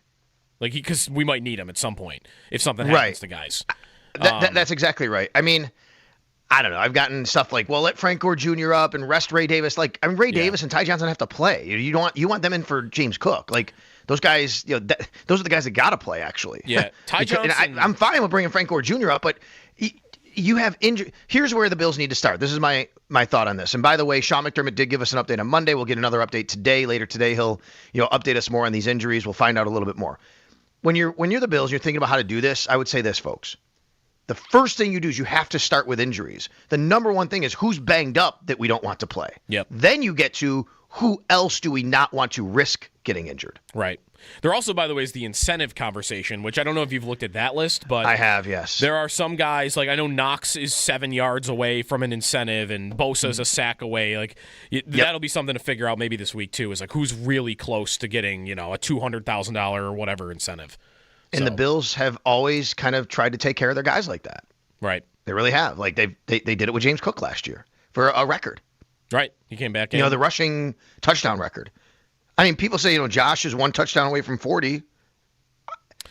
Yeah. At what risk, though? You're right. But I mean, like, at what risk? Maybe you put him in one play and just say, throw it deep to Brandon Cooks. Let's see what happens. Right. Sal Capaccio in the Western Hotline. Norton Automotive Extra Point Show. He mentioned McDermott today again. So we'll see what we learn. Yeah, not on the show, though, just so you know. That'll be Friday. Right, yeah. But later after that, we'll have Sean McDermott at a little before noon today. So then, we'll know exactly what's going on. There's a walkthrough today. We'll hear from players after, and then a regular practice tomorrow. So even though it's New Year's Eve, New Year's Day tomorrow, they're still having a normal practice week, basically. Okay. We will not be here, though. So. Okay. Yeah, that's good to know. I didn't even know. I'm like, what are we doing tomorrow? Yeah, so you're off tomorrow. So I'm not doing this segment tomorrow with you. You are not. Sleep in if you're staying up. Which I'm sure you are. It's been a few years. I've not been. Really? I'm a little older now, and I don't do that. But you know what? This year is different. I know the weather could dictate different plans here, but we actually have plans to go out for a late dinner and watch the ball drop from nice, like the downtown ball drop, basically from where we were having dinner. Yes. Awesome. We'll have fun with that. Thank you, Sal. You got it. And Happy New Year to you, Joe. Happy New Year to Owen and Joe Callie and the great team that we all work with. I'm really proud to work with everybody there. And Happy New Year to all of the listeners and everybody else out there. So thank you. Thanks, Sal. Happy New Year. You got it. Sal Capaccio on the West Her Hotline. Bills and Jets on Sunday. By the way, if you do look at that breakdown on like incentives that are available, I just saw a tweet about like who's got what on the line. The Bills have more players that are up for incentives, if this is all of them, than any other team. At least there's more listed on the chart that I'm looking at. I guess there could be some guys missing on other teams. 803-0550 is the phone number. We'll get back to your phone calls. What's the loudest you ever heard the Ralph? What is the loudest you ever heard the stadium? I think the 51-3 game Sal brings up is probably a pretty good one. More of your phone calls, and we'll have Joe Marino coming up at 8 for more on the playoff matchups and this Jets game coming up on WGR.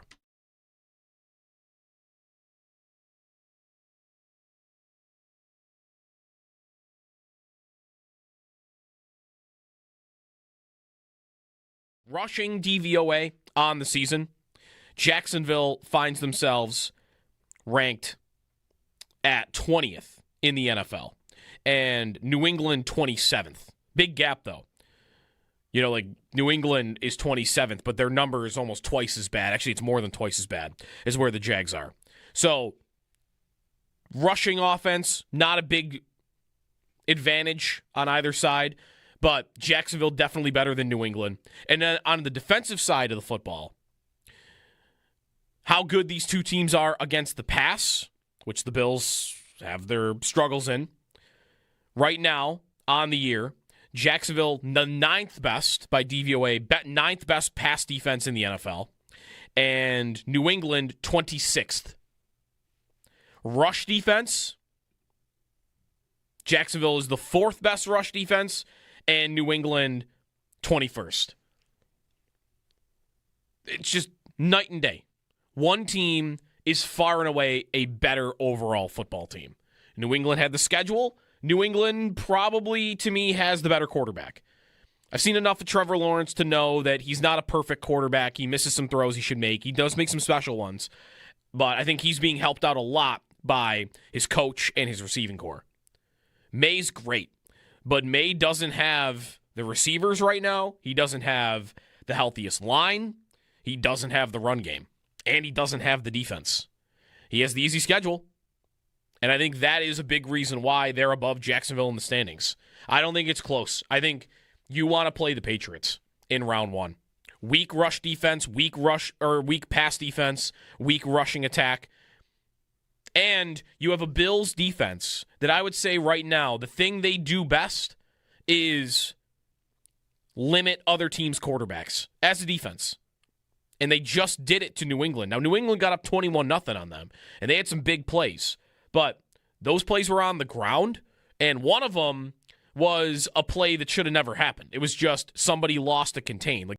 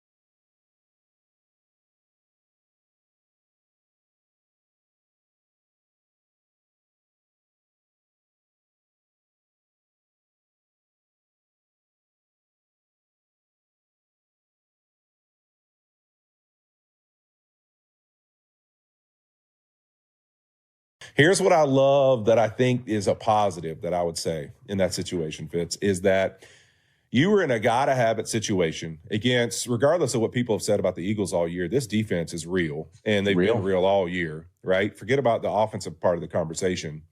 In a gotta-have-it situation, you found a way to go all the way down the field, score, go for a 2, get the guy open, have the moment to convert it and win, and you didn't do it. But here's the truth. You're going to the playoffs, and I love a Josh Allen after a mistake, after getting hit hard, after he throws a pick early in the game. I feel like this is one of those moments where Josh Allen right now is just revving up Superman, right? And he's like, you know what? Give me another op to make sure my team wins.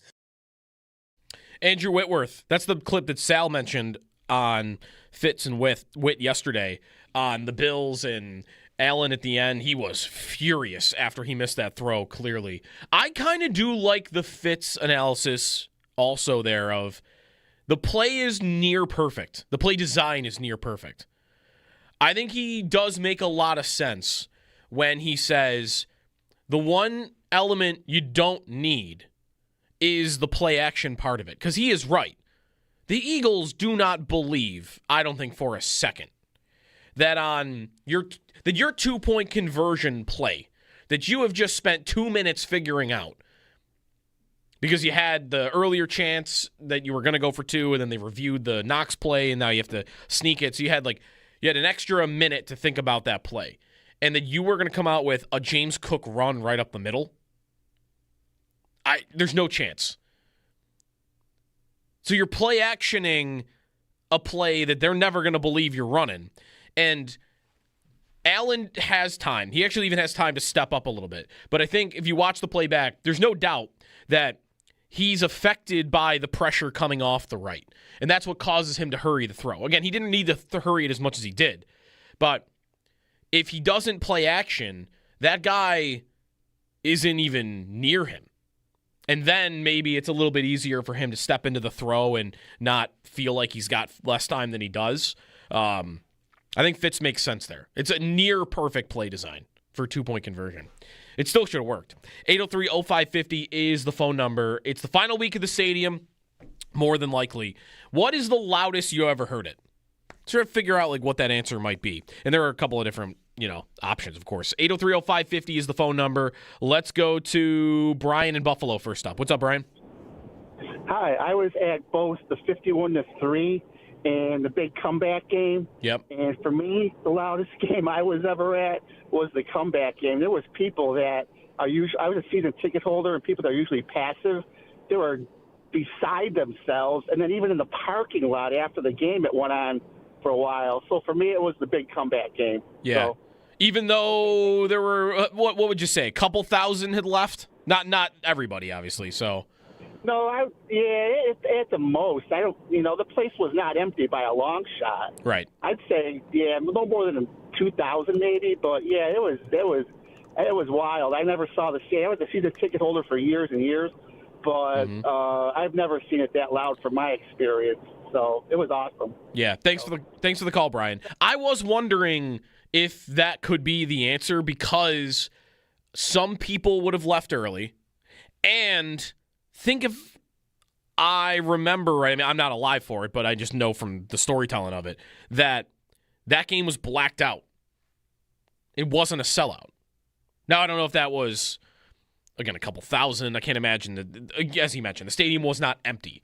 But you would have had a few extra thousand, I think, for the 51-3 game. But the moments of the comeback game, of course, the energy level would have been a little higher. Second half, at least. 803-0550, the phone number. Going to Dan in Tampa next. What's up, Dan? Hey, Joe. I got to tell you, one of my favorites is in 1988, I was going to Oswego. And so 8 of my brothers in my fraternity plus 5 of my high school buddies from St. Francis, we come back for the game. And so the night before, we meet up with the Gamma guys. It's another fraternity. There's like 30 of them at PJ Bottoms. And we had a spirited conversation with the UB Rugby King. Let's just put it that way. So we end up getting to bed by about 4 o'clock in the morning, sleep an hour and a half to 2 hours. My father's making breakfast for everybody. And then we end up going back and we tailgate with the same group of guys over, at Hammers lot. I think it was Hammers. And so we go into the game, and this was the AFC East possible potential against the Jets. And big old Freddie Smirls blocked that field goal, and we ended up winning it. Van Miller called it Fandemonium. And so I was the fifth guy on the goalpost, and basically for all 5 seconds till somebody climbed up me, and I went flying into the crowd. And I'll tell you, I've never seen such big, large men in my entire life as seeing Will Warfrick and all those guys getting off the field from the tunnel. But it was absolutely fun, and just people carrying the goalposts around. It was wonderful, and it was so loud. Oh my God, was it loud! So that was my most fun memory from back then, and it's the college days and all that kind of stuff. So thank you for letting me to share that with the crew, and you guys have a wonderful New Year. Okay, appreciate you calling in, Dan. Happy New Year. Yeah, 88 Fandemonium.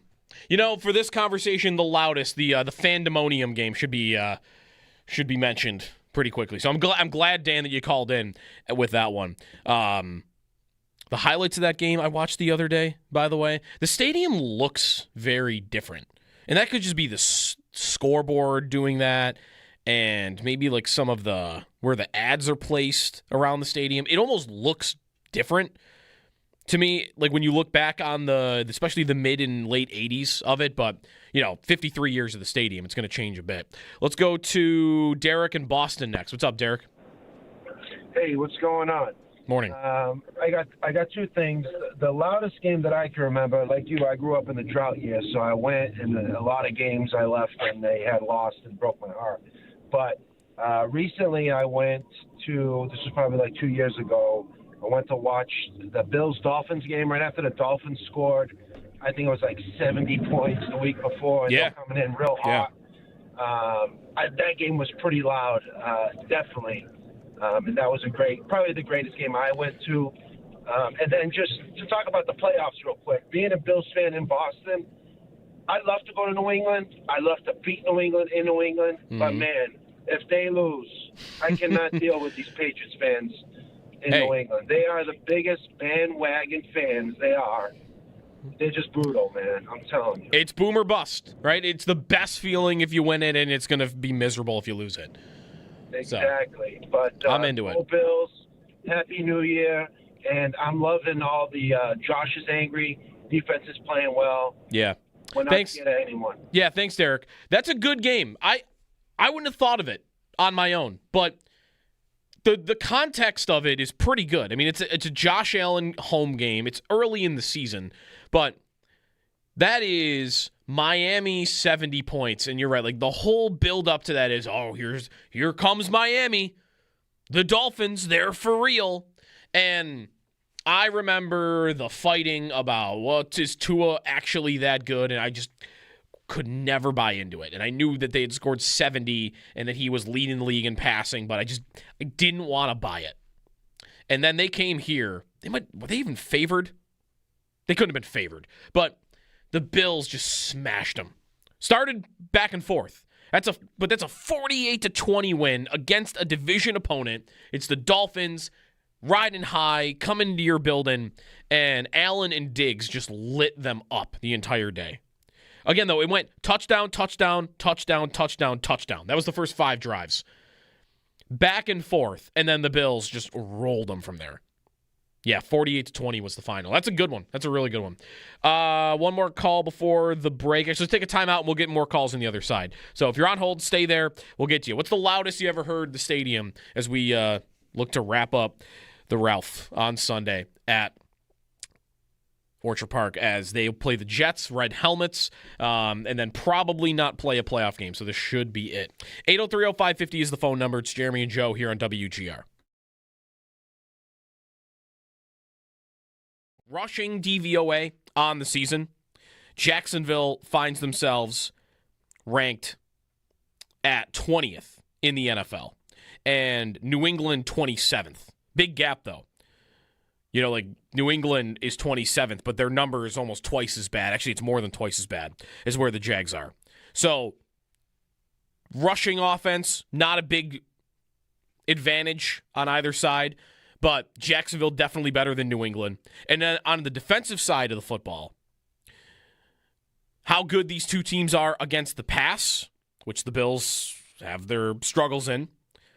Right now, on the year, Jacksonville, the 9th best by DVOA, 9th best pass defense in the NFL, and New England, 26th.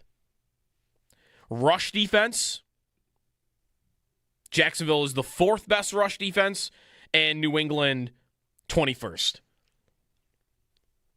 It's just night and day. One team is far and away a better overall football team. New England had the schedule. New England probably, to me, has the better quarterback.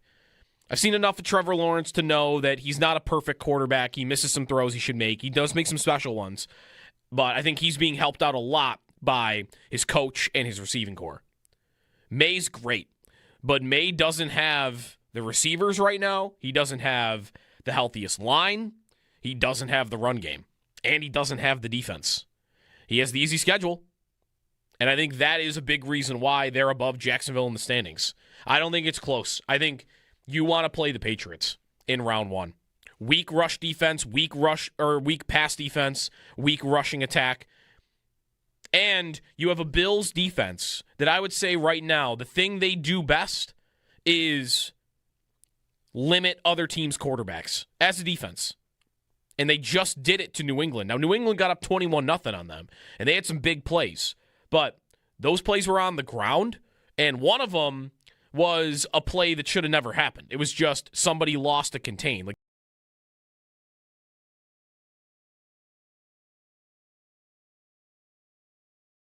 the trade idea is the one that's more interesting to me because that is where I was, and many were the last time they won this many games in a row. Right. That, hey, go take, Jeremy especially was, I remember, very on that train. Like, Botterill, go take advantage of this because you're in first place, but you are not as good as this streak or as this record, but you could use it to springboard, catapult yourself to somewhere where you are that good if you go out and you add. Right.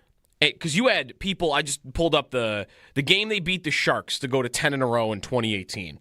Like, the players that were in that lineup that night playing important roles. You had old Jason Pominville. Right. And he was doing the best he could at that point. Like, he scored 16 goals. Right. He was on the number one line at that point. Vladimir Sobotka was playing important minutes as a center. You had rookies in Casey Middlestad and Tage Thompson who were not ready to contribute yet in a big way at all. Beyond that, I mean, you had your fourth liners. I'm not going to go too hard in on Remy Ellie being on the team because he's your Josh Dunn. Yeah, right. Nathan Beaulieu and Zach Bogosian are playing big minutes on that team, and Casey Nelson is playing big minutes. Like, that team was flawed, and there was clear areas to add to it. This team, that's a tougher I think thing to figure out is where would you want to add? Where would you say, like that team, clearly I need an upgrade for Sobotka. I need an upgrade so that Bogosian doesn't have to play 25 minutes a night. So insane. That team was easy to figure out. Right. This team's a little more, okay, do I flip power? Do I add what do I add? What's my move? Goalie's always been the thing, but they're actually not, they're getting away with decent goaltending right now.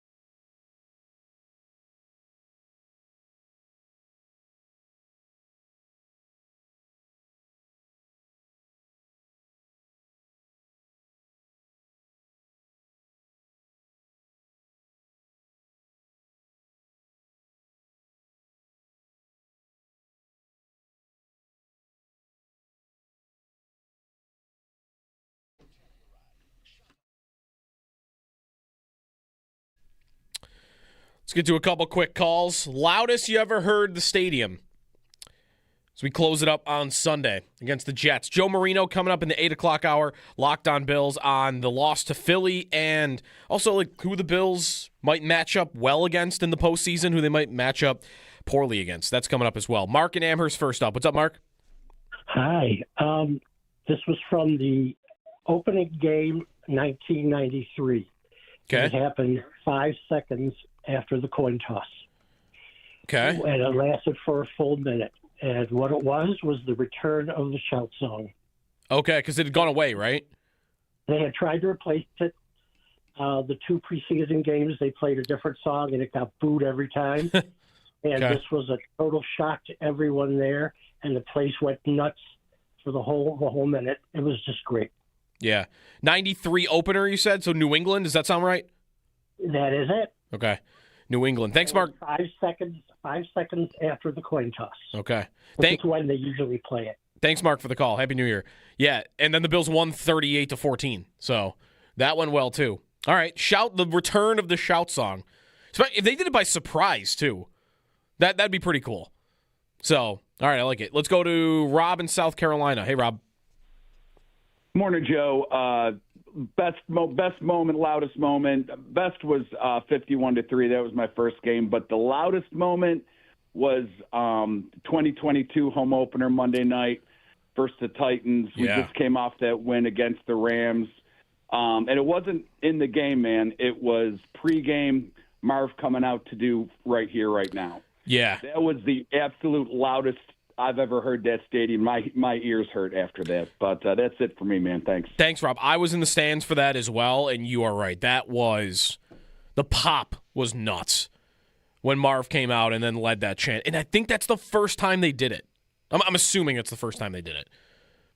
Had to be. Yeah, that's a good one. A couple of good pregame moments there. Yeah, Marv coming out, and he crushed it, too. He's 97 when he's standing there with the microphone. What a job, Marv.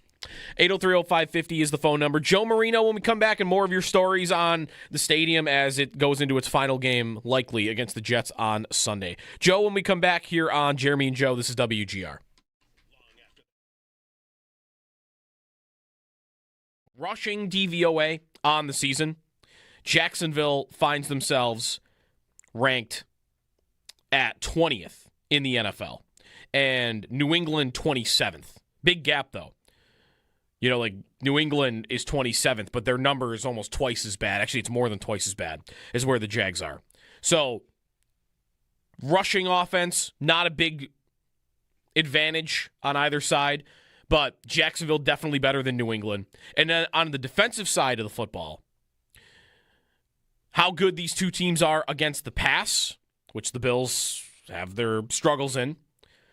Right now, on the year, Jacksonville, the 9th best by DVOA, 9th best pass defense in the NFL, and New England, 26th. Rush defense, Jacksonville is the 4th best rush defense, and New England, 21st. It's just night and day. One team is far and away a better overall football team. New England had the schedule. New England probably, to me, has the better quarterback. I've seen enough of Trevor Lawrence to know that he's not a perfect quarterback. He misses some throws he should make. He does make some special ones. But I think he's being helped out a lot by his coach and his receiving core. May's great, but May doesn't have the receivers right now. He doesn't have the healthiest line. He doesn't have the run game. And he doesn't have the defense. He has the easy schedule. And I think that is a big reason why they're above Jacksonville in the standings. I don't think it's close. I think you want to play the Patriots in round one. Weak rush defense, weak pass defense, weak rushing attack. And you have a Bills defense that I would say right now, the thing they do best is limit other teams' quarterbacks as a defense. And they just did it to New England. Now, New England got up 21-0 on them, and they had some big plays. But those plays were on the ground, and one of them was a play that should have never happened. It was just somebody lost to contain.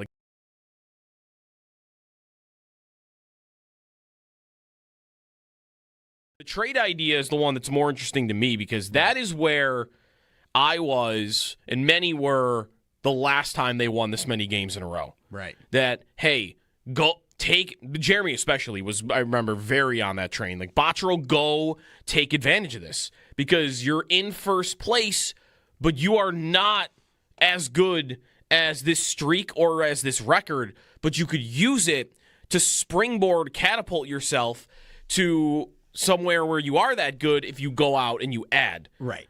Because you had people, I just pulled up the game they beat the Sharks to go to 10 in a row in 2018. Like the players that were in that lineup that night playing important roles. You had old Jason Pominville. Right. And he was doing the best he could at that point. Like he scored 16 goals. Right. He was on the number one line at that point. Vladimir Sobotka was playing important minutes as a center. You had rookies in Casey Middlestad and Tage Thompson who were not ready to contribute yet in a big way at all. Beyond that, I mean, you had your fourth liners. I'm not going to go too hard in on Remy Ellie being on the team because he's your Josh Dunn. Nathan Beaulieu and Zach Bogosian are playing big minutes on that team. Right. And Casey Nelson is playing big minutes. Like, that team was flawed, and there was clear areas to add to it. This team, that's a tougher I think thing to figure out is where would you want to add? Where would you say, like that team, clearly I need an upgrade for Sobotka. I need an upgrade so that Bogosian doesn't have to play 25 minutes a night. So insane. That team was easy to figure out. It's this team's a little more, okay, do I flip power? Do I add what do I add? What's my move? Goalie's always been the thing, but they're actually not, they're getting away with decent goaltending right now.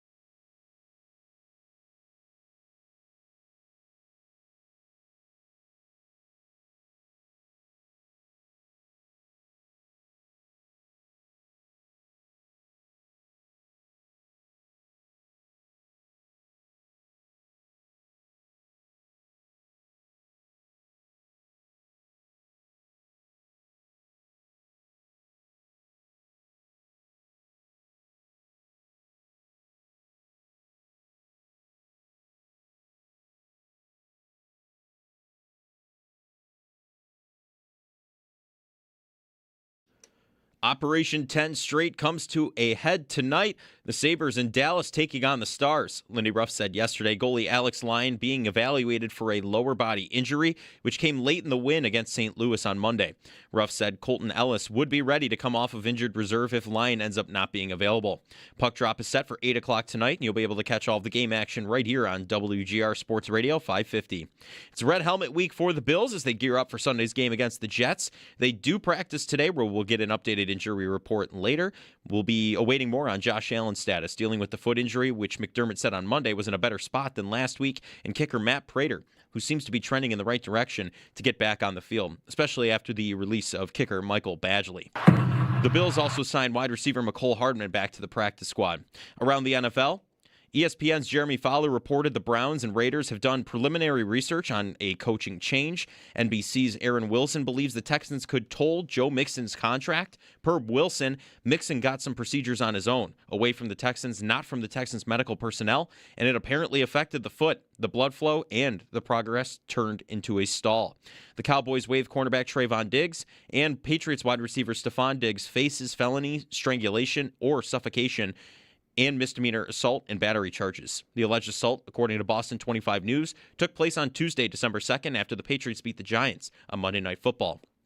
Diggs' attorney said Diggs is in talks with the alleged victim to settle out of court. That's your Paddock Chevrolet Sports Update. Paddock Chevrolet celebrating 90 years of being your hometown dealership. I'm Joe Cali for WGR Sports Radio 550.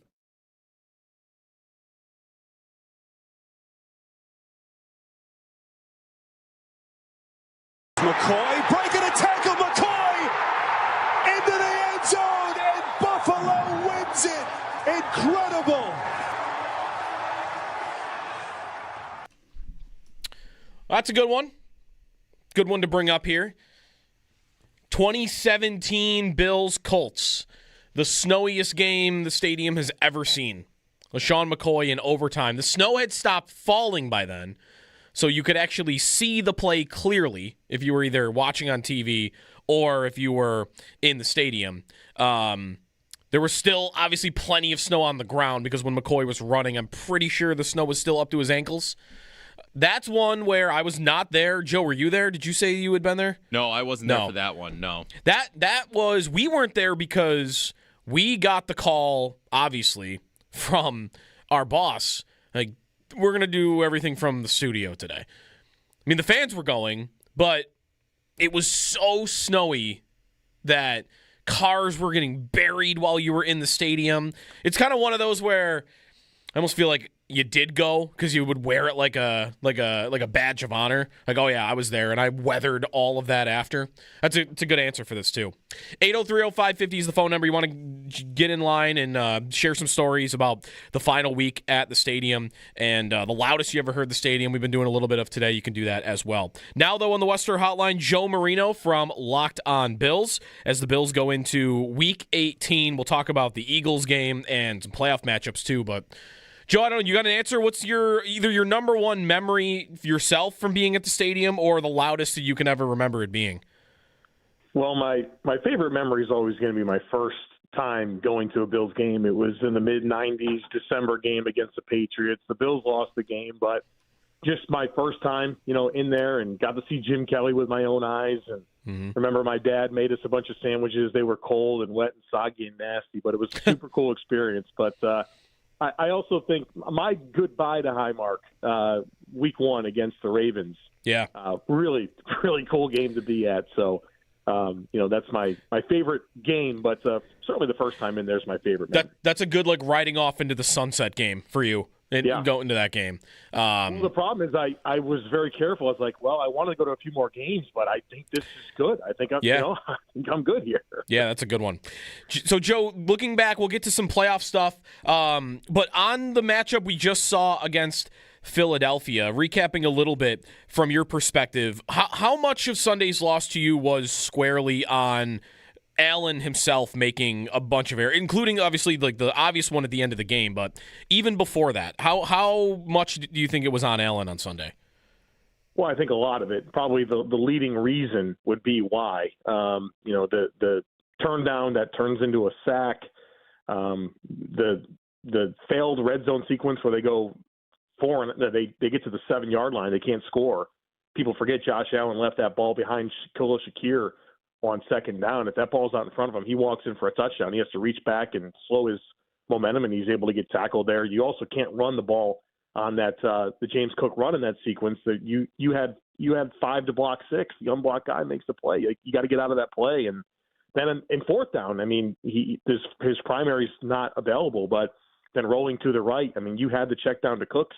You had Ty Johnson across the middle of the field. You chose to run the ball and couldn't get in. I mean, that was a huge mistake too. The 3rd and 8 sack where he lost 19 yards and kept his eyes on the bunch set and it was never going to uncover. He had Ty Johnson wide open on the check down. He never gets there. It takes a 19-yard loss. And then, of course, not being able to hit that throw to win the game against, in the 2-point play. I mean, those are catastrophic mistakes. And foil that against Jalen Hurts. Jalen Hurts played horribly in the game. But you know what Jalen Hurts didn't do? He didn't make back-breaking mistakes, right? He just threw a bunch of incomplete passes. Josh Allen took 5 sacks and lost 51 yards. Jalen Hurts took 1 sack and lost 2. I mean, that's what it came down to is sometimes these games in the NFL, I know it's boring to say it, sometimes they're lost more than they're won. And Josh Allen lost the game by the mistakes that he made, and Jalen Hurts didn't make any plays, but he also didn't lose the game, and that's why they were able to get out of there with a 1-point win. Yeah, and it's not like Hurts wasn't under pressure all day, right? Like, how many times he escaped a sack, and a lot of times he did just end up throwing it away. But you're right, like, he avoided negative plays. Would you also consider the play where Cooks is running a little bit behind the corner and Allen puts it on his outside shoulder instead of his inside a mistake on Allen, or is that one where it's tough to really know kind of who that's on? Yeah, that's a deep throw down the field. I have plenty of criticism for Josh Allen, but I'm not going to go too hard there. I mean, It's still a player, you're developing chemistry. It's a ton of air yards on the throw. It's wet, windy conditions. Okay, normal misfire that, you can live with. Yeah. Are there signs of the Eagles game, the Houston game, like these games where Allen's getting hit mostly, and we know he's taking more sacks this year? Does it make you feel any sort of way about specific teams in the playoffs? Like, do you think we have reached a point where we might know what the worst type of matchup is for the Bills offense and what a defense can do to them? Well, I think you are going to be nervous about teams that can get quick pressure on Josh Allen, of course, especially where Josh Allen has been more big play hunting this year, has had harder times getting out of the pocket to scramble. Yeah, teams that can get that quick pressure and, force him to maybe rush his process or, be a little bit stuck between running or staying in, I think that's going to affect him. So usually those teams struggle to defend the run, so that's kind of a counterpoint to that. So you think about like Denver. Certainly I'm concerned about Denver's pass rush, but I think the Bills can run the ball on Denver. There's that give and take to it. But, there's been plenty of times where I've had concerns about things about Josh Allen entering the postseason, but then postseason Josh Allen takes off, right? And he's, probably statistically the best quarterback in NFL history in the playoffs. And, I think that he goes into another stratosphere, and I'm excited to see it this year. Joe Marino with us on the Western Hotline. Did you think he looked limited by his right foot injury at all, or if so, how much? Well, the offensive coordinator told you that they were checking in, and it was affecting, their play calling and things that they were doing. And so Josh Allen's never going to tell you that anything is affecting him, ever, right? It's just not in his DNA. The guy had a broken hand in week 1 last year, and he made it like nothing ever happened, right?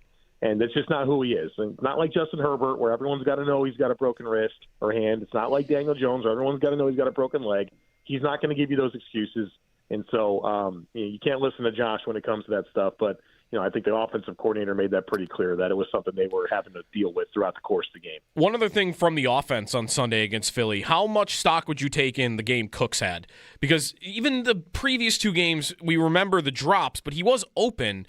So, I don't know, do you have optimism right now that he could really give them something as a separator with speed once we get to, especially, the playoff games? 100%, Joe. I mean, you said it. He's been an available target down the field consistently since joining this team. And the issue was just not catching the football. Well, Brandon Cook's a pro receiver. It's been around for a long time. I think you can look at the circumstances of, hey, you're dumped into a new situation late in the season, new quarterback that you never played with. Yeah, you got to kind of get that figured out. And so I think the important takeaway was that he was available down the field. And then we saw that turn into amazing catches against the Eagles. And that's something, it's a low bar to clear, but, I think he has elevated the verticality of this passing game. And then even what I really enjoyed was some of the rhythm completions that happened later in the game, just like, hey, drop back passing, outbreaker, get open, catch the ball towards the sideline. That stuff was really refreshing to see. So I do think that Brandon Cooks can help this offense. And, unfortunately, low bar to clear, but I'm glad he's here. On the defense, it was an incredible performance. You mentioned no completions from Jalen Hurts in the second half.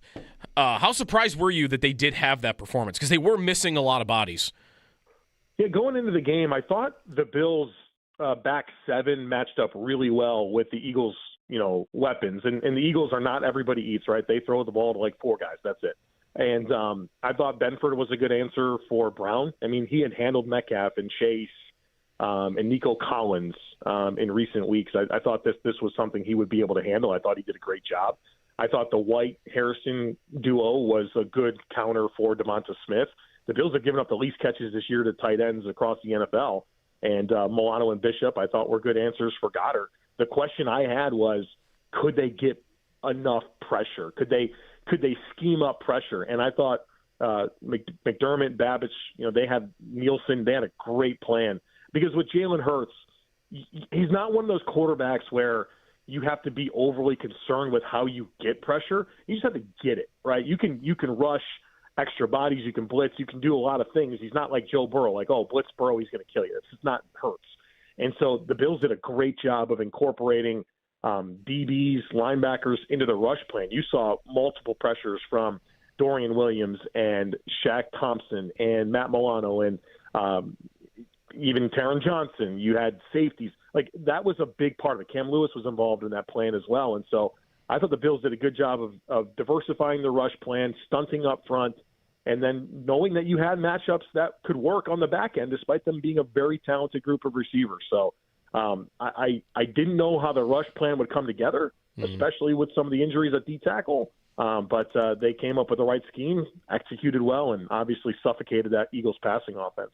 And then what about the rush defense? They've looked better this year at times when Shaq Thompson's been in there. They held Barkley to under 4 yards a carry. Good sign for them going into the postseason if they were to play another team with a really good running back? Well, here's the thing: is I think the Bills had a great plan to defend the run against Philadelphia, but I don't think it's a translatable plan against other teams. I think Philly had some unique variables with their rushing offense. And I'll start with the right side of their offensive line. Fred Johnson at right tackle is not a starter.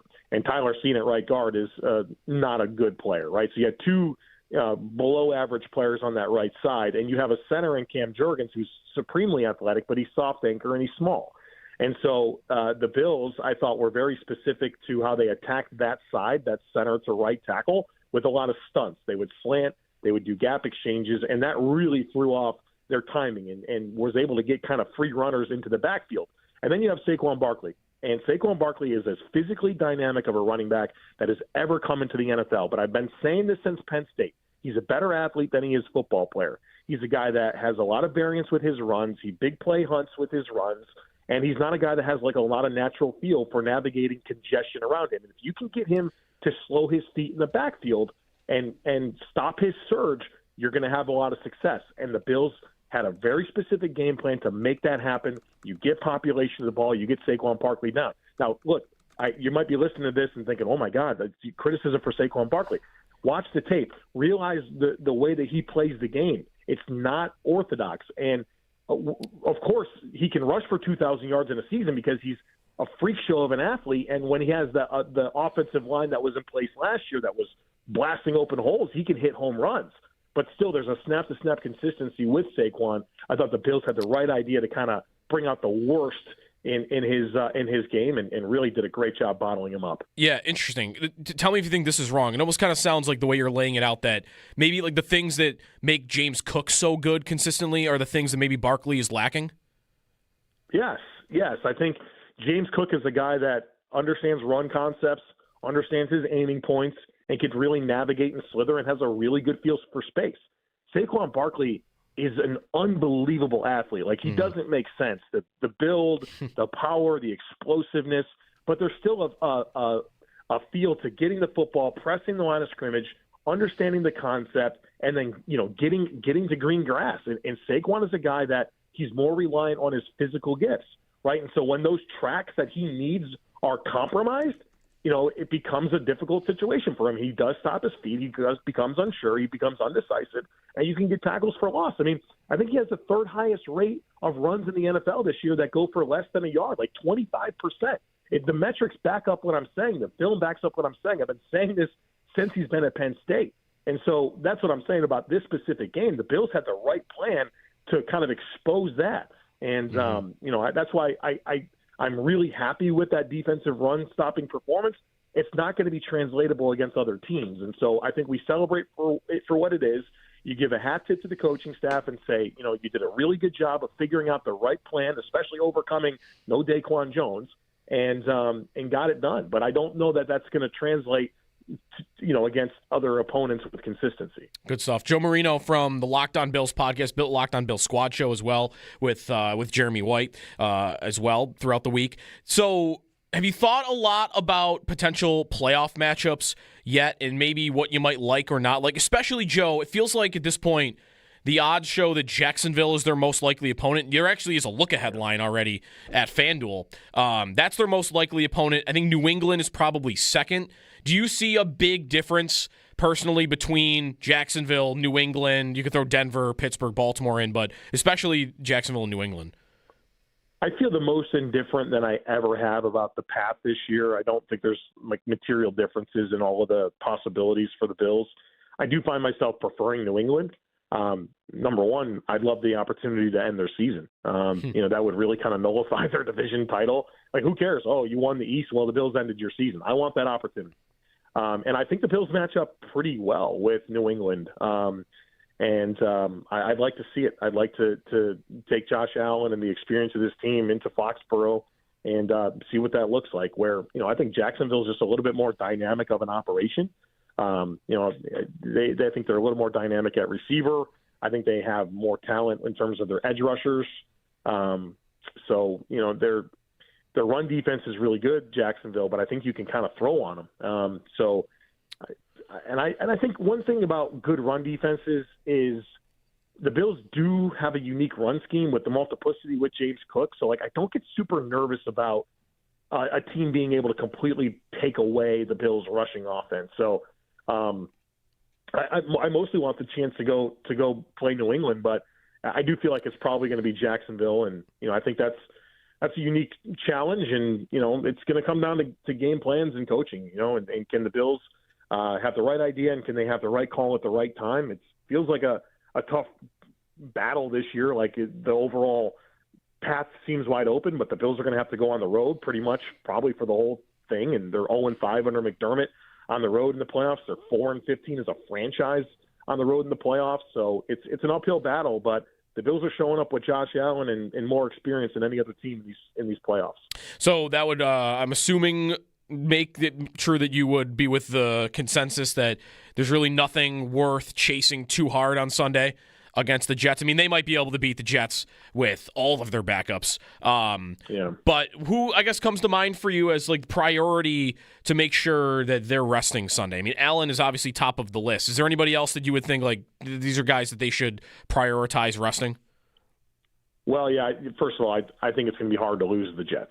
I don't think there's a lot of fight in that team, but I'm not as totally on board with sitting Allen. I think this offense has had massive execution issues the last 2 weeks against Cleveland and Philly, whether that's protection issues, drops, missed reads, missed throws. I'd love for them to play a little bit and find some rhythm going into the postseason, even if it is against the Jets. I just don't like the way this offense is playing right now. So I'd be willing to play them for a few series. When it comes to the players that I think are priorities to sit, I think they're mostly defensive players. Matt Milano, Jordan Poyer, Christian Benford, Joey Bosa, Daquan Jones. Don't need to see those players on Sunday. And then offensively, I would sit Dalton Kincaid. I would sit Spencer Brown, make sure that those guys are ready to go for the playoffs. But I'd like to see Josh play a little bit and find some rhythm and get that 40th touchdown, maybe give James Cook a few carries to make sure he gets that rushing title. But I think most of the rest needs to happen on defense because, how many times have we gone through these playoffs? No Matt Milano, Christian Benford's injured in an elimination game. And Bosa, his availability in the playoffs has always been the concern. You're here, let's go. Poyer's playing through a hamstring or has a hamstring deal. Daquan Jones with a calf. Give these guys the rest. Get that offense humming a little bit and give yourself a chance to have some momentum. That's the way I see it. I know many people will disagree with that, but I don't know. Football players play football. So I want to see these guys go out there and find some momentum going into the postseason on the offensive side of the football. Joe Marino from the Locked On Bills podcast. Herd Mentality. You can find the link to the Substack and subtext and more on his website, thejoemarino.com. Thanks, Joe. Appreciate the time as always, and we'll talk in 2026. All right, guys. Thank you, and go Sabres. Go Sabres. 10 in a row tonight, maybe? We'll see. 8 o'clock tonight. Thanks to Joe for his time with us. The Sabres playing the Dallas Stars. They are as big an underdog tonight as they have been this entire streak, which shouldn't come as that big a surprise. Dallas is the best team on paper, and you're on the road. They didn't play last night, right? So they're not coming off a back-to-back, so you don't have that benefit. Let me check out really quickly here. What about the goaltending for Dallas? Could we see a backup tonight? because Jake Ottinger is great, although now that I'm looking, Casey DeSmith is also having a very good season statistically. So maybe it's not the biggest benefit in the world, even if he does sit. Yeah, DeSmith's having a year. I mean, Dallas creates a really easy environment for their guys, so that helps with DeSmith especially. But he's hot right now, so you're facing a guy that's feeling good either way. I would obviously feel a lot better not seeing Jake Ottinger, because I think he's one of the best young goalies in the league. If we do get to see him, I'm excited because I get to watch him play because he's awesome. Yeah. But I just, we'll see. They play tomorrow night also. So they play tomorrow night they play? In Chicago. If I were Dallas, who's the stronger challenge right now? It's obviously... It's the Sabres. Sabres on a 9-game win streak. Yeah. Although you're on the road in Chicago. Chicago's sliding, though. They don't have Bedard. They don't have Nazar. I think you're getting Ottinger tonight. All right, let me get to a place where I'm the Dallas coach and I'm playing the backup tonight against Buffalo. The reason I would do that is I know tomorrow is going to be the second of a back-to-back, and I'm traveling in between. And what's Dallas to Chicago is a flight. It's not it's not an hour, right? No, it's like maybe 2.5, 3. All right. So I'm going on the road, back-to-back. I'm thinking tomorrow maybe my team doesn't have as many legs as I need. Okay. So tomorrow's when I want Ottinger because I'm going to need goalie more than I need it tonight. Right. There we go. There's an argument for why the Sabres could see a backup tonight. I can be okay with that. DeSmith, by the way, is goals saved above expected on the season. Out of 80 goalies, is the 16th best on the season. Right. So he's been pretty darn speaks to good. what Ottinger 9th. Right. Ottinger's a stud. He's a stud through and through. I am USA goaltender crease is a powerhouse. Yeah. Hellebuck, Ottinger, you've got guys left and right. It's awesome. Hellebuck's still the starter, though, right? Yeah. Right? Yeah.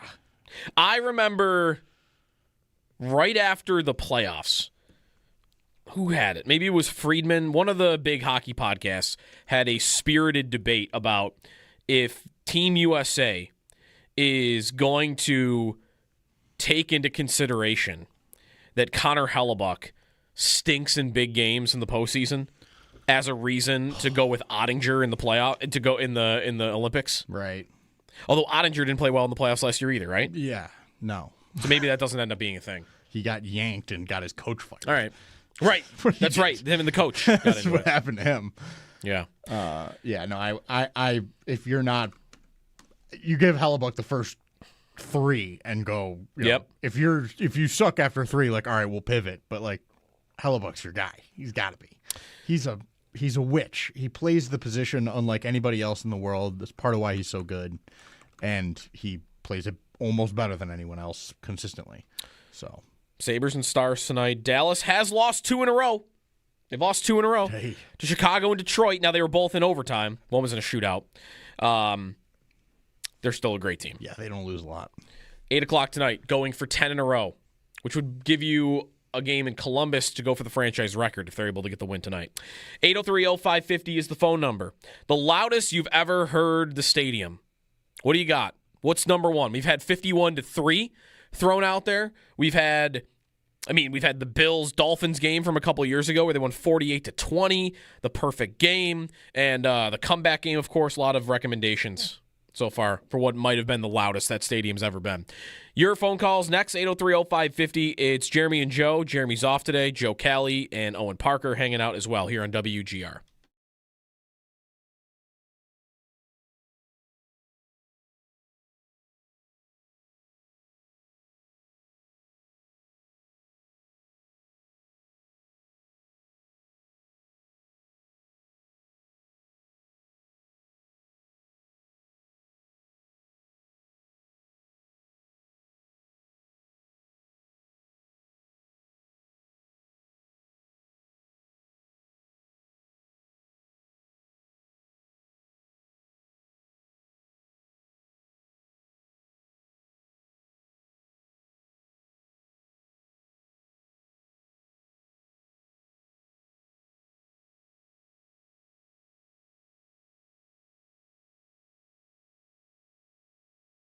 But on the matchup we just saw against Philadelphia. Recapping a little bit from your perspective, how much of Sunday's loss to you was squarely on Allen himself making a bunch of errors, including obviously like the obvious one at the end of the game, but even before that, how much do you think it was on Allen on Sunday?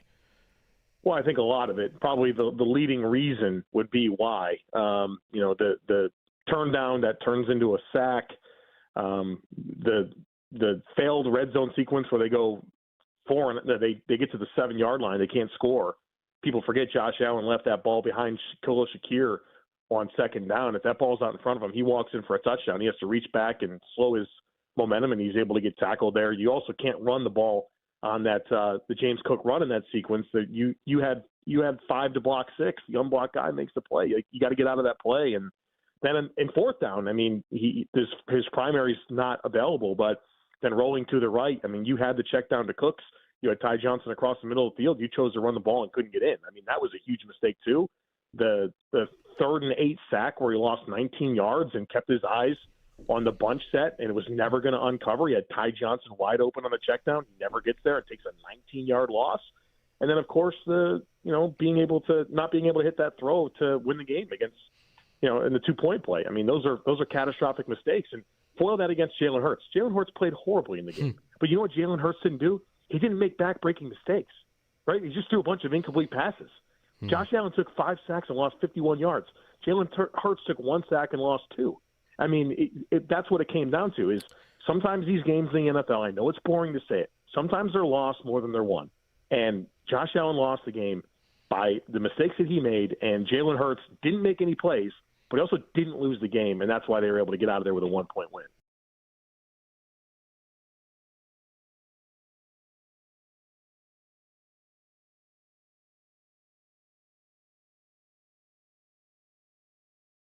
One other thing from the offense on Sunday against Philly, how much stock would you take in the game Cooks had? Because even the previous 2 games, we remember the drops, but he was open. So I don't know. Do you have optimism right now that he could really give them something as a separator with speed once we get to, especially the playoff games? 100%, Joe. I mean, you said it. He's been an available target down the field consistently since joining this team, and the issue was just not catching the football. Well, Brandon Cook's a pro receiver. It's been around for a long time. Like, I think you can look at the circumstances of, hey, you're dumped into a new situation late in the season, new quarterback that you never played with. Yeah, you got to kind of get that figured out. And so I think that the important takeaway was that he was available down the field. And then we saw that turn into, like, amazing catches against the Eagles. And that's something, it's a low bar to clear. But, I think he has elevated the verticality of this passing game. And then even what I really enjoyed was some of the rhythm completions that happened later in the game, just like, hey, drop back passing, outbreaker, get open, catch the ball towards the sideline. Like, that stuff was really refreshing to see. So I do think that Brandon Cooks can help this offense. And, unfortunately, low bar to clear, but I'm glad he's here.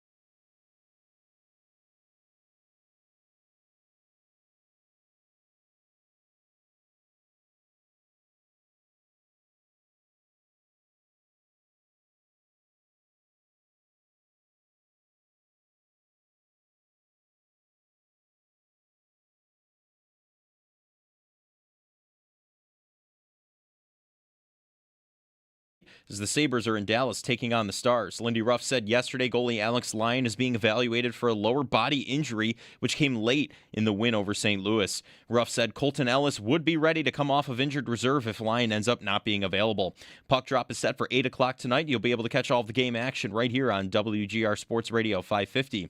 It's Red Helmet Week for the Bills as they gear up for Sunday's game against the Jets. They do practice today, so we'll get an updated injury report later on. We'll be awaiting more on Josh Allen's status, dealing with the foot injury, which McDermott said on Monday was in a better spot than last week.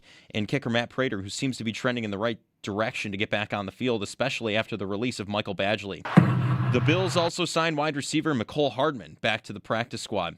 Around the NFL, ESPN's Jeremy Fowler reported the Browns and Raiders have done preliminary research on a coaching change. NBC's Aaron Wilson believes the Texans could toll Joe Mixon's contract. Per Wilson, Mixon got some procedures on his own, away from the Texans and not from the Texans' medical personnel, and it apparently affected the foot, the blood flow, and the progress turned into a stall. The Cowboys waived cornerback Trayvon Diggs, and the Patriots wide receiver Stephon Diggs faces felony strangulation or suffocation and misdemeanor assault and battery charges. The alleged assault, according to Boston 25 News, took place on Tuesday, December 2nd, after the Patriots beat the Giants on Monday Night Football. Diggs' attorney said Diggs is in talks with the alleged victim to settle out of court. Those are your Paddock Chevrolet sports headlines. Paddock Chevrolet, celebrating 90 years of being your hometown dealership. I'm Joe Cali for WGR Sports Radio 550.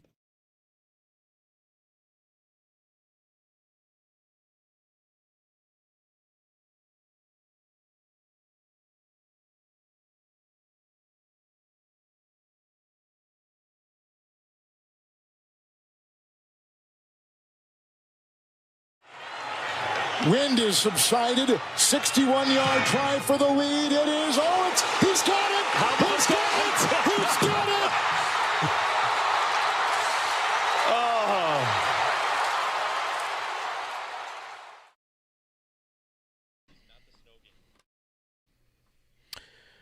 The Tyler Bass 61-yard winning field goal last year against the Dolphins. A couple of good Dolphins recent memories at the stadium. That one was great. There's a lot of good Bills-Dolphins nominees here, I think. There's playoff games, too, against Miami, of course, but that's a good one. Good recent ones against Miami. The loudest you've ever heard the stadium, 803-0550 is the phone number. We'll roll through phone calls in one moment. There's one thing I just wanted to get to very quickly here on the Sabres that I just looked through and read about in the break. So, at ESPN.com, they are going through the playoff picture and the chances of everybody. They have two different playoff probabilities listed for each team. They have playoff chances from Money Puck, which is a site that we've used a lot and looked at a lot, and also playoff chances from Stathletes, which is Megan Chayka's company, Hockey Analytics. She does work on the Sabres broadcast and has on ESPN for a long time. So they're very good, data-driven hockey site. And the Sabres playoff chances at the two sites, they're higher on Stathletes. 59.1% to make the playoffs there. 47.6% in Money Puck. So pretty good at both, but higher at Stathletes. One reason why that they are so much higher on one site than the other is a crazy playoff chances for Detroit at their site. The Red Wings, who are in first place in the division, they have listed at 12.8% to make the postseason. Whoa. What? Just because I guess they don't think the team is good. And I've looked at some of their numbers too. Like, a lot of their numbers are very bad, but they're getting results. Right. But I feel like they are almost too high in the standings for it to be that low. Is 12%. Wild. In first in the division. They have 49 points, so that's a 5-point difference. The Sabres are 5 points out of first place in the Atlantic. I mean, it is such a tight, a streak either way gets you a lot of movement. So it does make sense that if they think they're that bad, that those trends will eventually manifest in the balance of wins and losses for them, finding even. Yeah. Then that makes sense. But man, that is aggressive. I like her work a lot. I think she's really good. But that's interesting to me. And I do agree. I don't I don't love everything that goes on with Detroit. Moritz Seider's really good now. He's great, really good now. Like Dahlin level good, which is that matters. Yeah, I don't think they have enough up front, really at all. I mean, they're getting production out of the husk of Patrick Kane. Yeah, I mean that's right. really happening for them. And like, is that going to keep going? I don't know. They are. They've been outscored at 5-on-5 this year, 87-74. That's fifth worst in the National Hockey League. So, and their goaltending has not been good. Like, all right, it's been fine. They're getting results, but like Gibson and Talbot. All right, let's table this for now. If the Sabres beat the Stars tonight, who are the second best team in the NHL, then I'm willing to come in Friday talking about them winning the division. Let's go full bore. Let's go all in. Let's do some work on that. I got Megan Chayka's site, which is very good, telling me that the team at the top of the division stinks. Right. All right, go beat Dallas and let's talk division. Yeah. All right, let's stop. I'm going to stop because now I'm ready to do this. Friday. 803-0550 is the phone number. Sunday is the final day at the stadium unless a miracle happens. Maybe the Bills could get the 5 seed still. Like Indy'd have to beat Houston. Chargers with a backup lose to Denver. That one actually is likely. And the Bills beat the Jets. Then you're the 5, and you've got a shot at hosting a game. But it's very, very unlikely. So if this is it, what was the loudest moment for you? 803-0550, the phone number. Let's go to Dave in North Tonawanda. What's up, Dave? Hi, Joe. Morning. My favorite memory was the opening game of the 2003 season. The Bills beat New England 31-0. That Bledsoe was the quarterback. Sam Adams, a defensive lineman, had a pick 6. Yeah, thanks for the call, Dave. One of my buddies, Jay Harris from One Bills Live, he texted me that play specifically, Sam Adams pick 6. And they're already up big, and Brady got put on his butt on that play, and he's high-stepping into the end zone that the place was shaking. And I was not there for that game, but I bet that's near the top. Was that call from the broadcast, the ground is shaking? That might have been the call on the broadcast. I'll have to go back and listen to it. The building was what was shaking, but yeah, that's a good one. Let's go to Bill on a cell. What's up, Bill? Hey, good morning, guys. Happy New Year. Morning. Happy New Year. I got 2 kind of recent ones for me anyways. So the Dolphins, snowball game a couple of years ago, we were in the last row of the stadium in the top of the 300s when Bass hit the kick to win the game. And I thought it was coming down. I thought the whole 300 level was going to fall down. You could feel the place rock up there.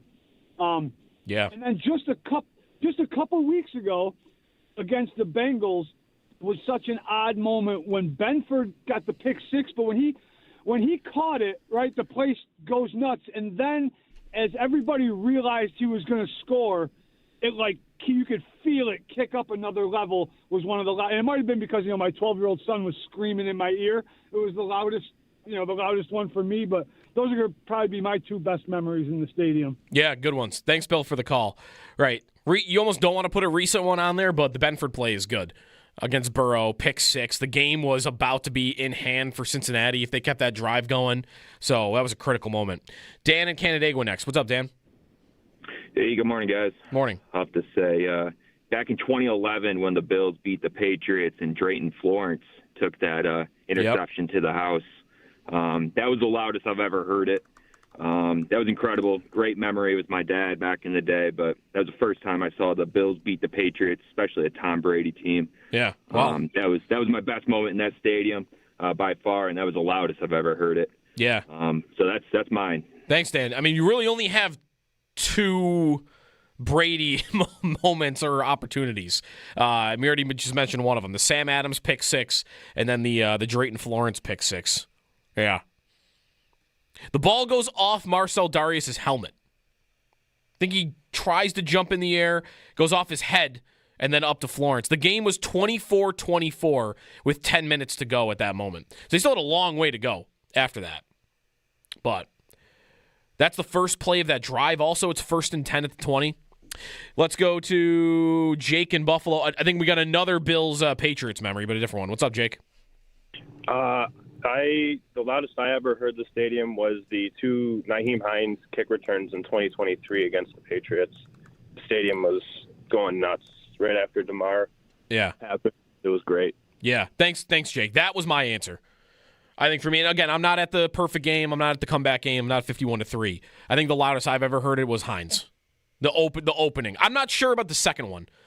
The second one, I don't remember now actually, but the first one, man, it was emotional as Sal put it earlier, but the pop when everyone realized he was in the open field and that he was going to go all the way was loud. Let's go to Margot in Buffalo next. Hey, Margot. Hi. That is also my favorite memory, when Hines ran back after DeMar. And I remember the decibel meter was like up over 100. It was incredible. And I want to say that the stadium was shaking that day. So, if any Buffalo Bills players are listening, thanks for the memories in that stadium. And go Bills. Thanks, Margot, for the call. I didn't know they were reading the decibels on that play, but I'm sure they probably are on a lot of stuff at the stadium. Do they always have one going? Do they always have a decibel meter going? I think I've seen it pop up on the screen quite a few times. I mean, I don't know if it's always going. Wait. Are you talking about the graphic on the scoreboard that is like, get louder, and it's the decibel meter? I assume when I hear decibel meter, that is not real. No? There's no chance. I will not believe that that's real. That's a graphic that is made to get people loud. So what do you? That thing's not live. So it's decibel propaganda, is what you're saying? Yes, absolutely. The Sabres do it too. I think every team. There's no way that is like a live meter. You don't think so? No, that's a recorded video that they're putting on the jumbotron. I mean, I don't know. You think it's real? It does go. I'm watching our levels bounce on my thing right now. I don't know why they can't just put that up on a screen. I don't know.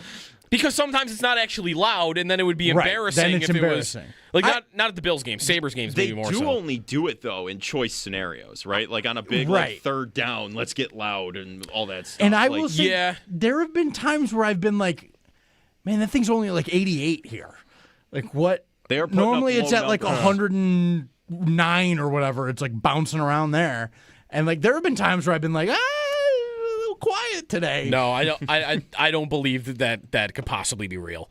I can't believe that it is. You think got to get a hold of somebody? All right, let's find out. We got to figure this out. Bet board. I mean, what? I'll bet it. You want to bet it? I'll bet that's real. I'll put a $5 on it being real. All right, maybe fine. I'm a Put it on the sucker, bet board. but I don't see. I may be thinking too logically about it because it would be functionally very easy to do. I think. Because they've got microphones everywhere. Mm-hmm. So, like, all you do is just rip the level feed from the microphone. It would be put easy it up on the screen. It would be easier to just put a recorded fake video that you just play on. You know, I have thought about this before, like when I was younger, like much younger, maybe as a preteen, and I've gone to games and thought, try and remember what numbers are up there. So that next time you come, if it's the same numbers, then you know. And I think, if I'm remembering right, I did that and like wrote them down, and it was not the same numbers. Okay. So we're gonna have to get a cheap little decibel measurer, and then go to a game and go we'll to do a game it live. and test it. Yeah. We'll bring a camera and see if the one they have is accurate. Yes. Right. Yeah. I just had a text from a buddy that almost laughed out loud. I guess I will. He. The loudest the stadium ever was in 2015. I was at this game. The loudest the stadium ever was in 2015 when they tried to break the noise record. And they scored on the first drive, but then they got killed by the Patriots. I remember trying to break the sound record. I don't believe we did it. I don't think so. I think maybe it came close. And that's another bit of evidence that the graphic on the screen isn't real. Because I remember a guy standing on the field with a decibel reader he's probably from Guinness. Well, right. Yeah, and that's a different. If we're trying to break a record, were they showing the meter on the screen when you guys were trying to break the record? I don't remember. I think there was just the guy with the meter standing on the field. That's a different thing because they've probably got some standardized spot they've got to record the sound from. And an official guy from Guinness. Right. It's not going to be there at every game. They could put the decibel meter in, like next to the Loudest section and just put that on the video board. I would not be surprised if that's what's happening. But like, I think that's a real number that's coming from somewhere. How do we find this? How do we find this out? I got to find this out. Who do we text for that? I don't know. I'm going to start texting everybody. Some operations manager, game operations guy. 803-0550 is the phone number. More of your phone calls when we come back. And into the 9 o'clock hour, we got an open hour for you. Get a little bit more in on the playoff matchups, too. I personally believe that Jacksonville's the worst case scenario and that New England is the best case scenario. And some numbers, I think, show that out. 803-0550, the phone number. It's Jeremy and Joe. Jeremy off today. This is WGR.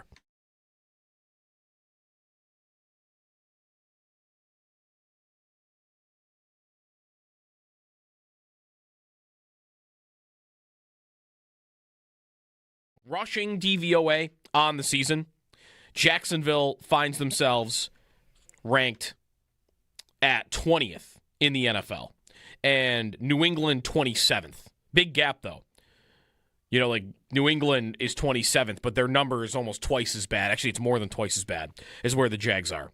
So, rushing offense, not a big advantage on either side. But Jacksonville definitely better than New England. And then on the defensive side of the football, how good these two teams are against the pass, which the Bills have their struggles in. Right now, on the year, Jacksonville, the 9th best by DVOA, 9th best pass defense in the NFL. And New England, 26th. Rush defense, Jacksonville is the 4th best rush defense, and New England 21st. It's just night and day. One team is far and away a better overall football team. New England had the schedule. New England probably, to me, has the better quarterback. I've seen enough of Trevor Lawrence to know that he's not a perfect quarterback. He misses some throws he should make. He does make some special ones. But I think he's being helped out a lot by his coach and his receiving core. May's great. But May doesn't have the receivers right now. He doesn't have the healthiest line. He doesn't have the run game. And he doesn't have the defense. He has the easy schedule. And I think that is a big reason why they're above Jacksonville in the standings. I don't think it's close. I think you want to play the Patriots in round one. Weak rush defense, weak pass defense, weak rushing attack. And you have a Bills defense that I would say right now, the thing they do best is limit other teams' quarterbacks as a defense. And they just did it to New England. Now, New England got up 21-0 on them, and they had some big plays. But those plays were on the ground, and one of them was a play that should have never happened. It was just somebody lost to contain. Like,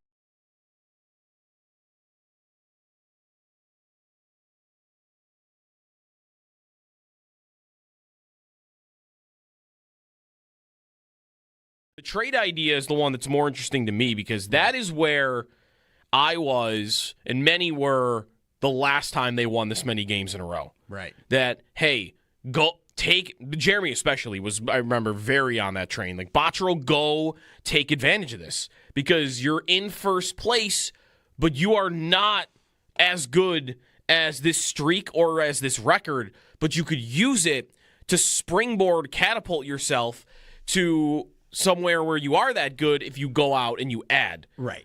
Because you had people, I just pulled up the game they beat the Sharks to go to 10 in a row in 2018.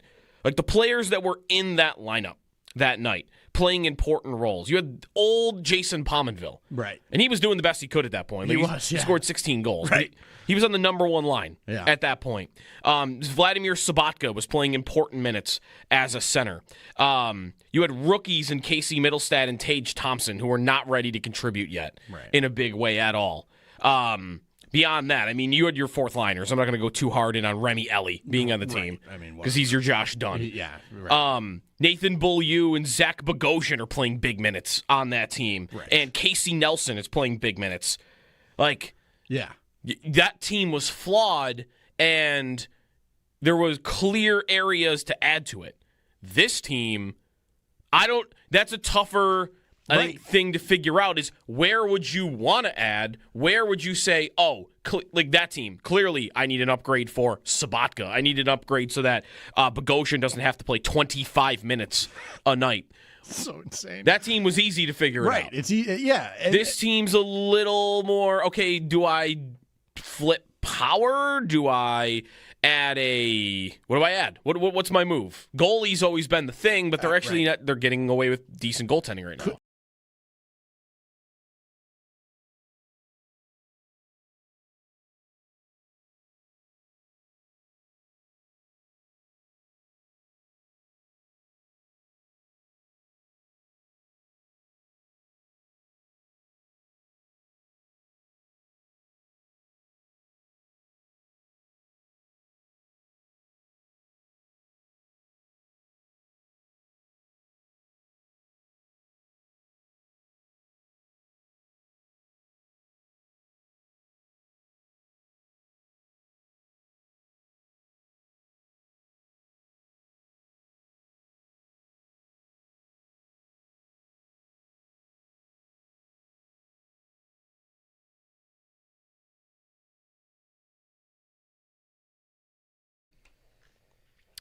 Would you like to point out that on a Twitter poll that you can vote at Sneaky Joe Sports on X, that 91% of people are saying that the Get Loud decibel meter on the screen at Bills and Sabres games is not a real decibel meter? I don't know. I know that I'm a sucker. I know. And I might just be thinking about it technically too much because I'm literally looking at our decibels bounce on my computer screen right now because that's my job. Yep. But it would be so easy to just do. I get why you would fake it. I understand. I'm looking at companies online that do this, though. Like this Larson Davis stadium noise monitoring.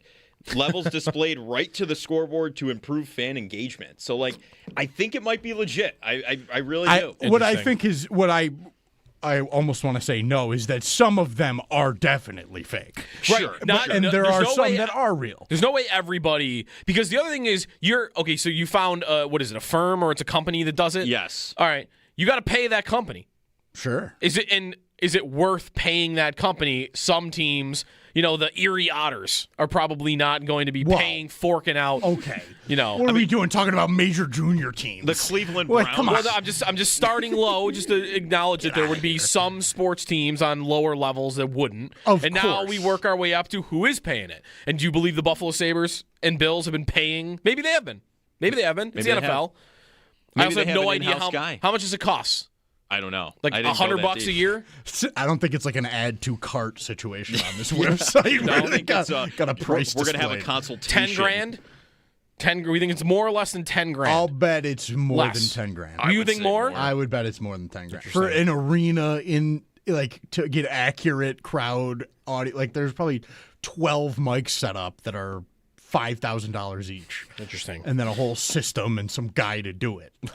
Right. It's probably a lot more than You that. can't just stick 1 meter somewhere in the arena or the stadium and that's their number. What this actually looks like. I'm not going to lie to Okay. you. I'm staring at a kit, if anyone can see this right now. On camera. Staring at a kit. That's all I need. Yeah, it's one mic and a solar panel. But that's what I mean is board. like it's that it could be that easy. So like that's why I believe there's some plausibility to this. I know I'm a sucker. I know. Someone on Twitter made a good point because I brought up one reason you wouldn't do it is that you wouldn't want the embarrassment of get loud and then nobody makes noise. Of course. And the meter is low. But they're always playing the loudest possible music during it. Right. Mm-hmm. So that's going to give you a certain minimum. It's going to give you a baseline. It's never going to be zero. Again, it's not about whether it's accurate. It's about whether it's a real-time reading from somewhere about anything. Right, and I don't believe it is at all. I think it's the same meter every single time. You might be right, but I don't care.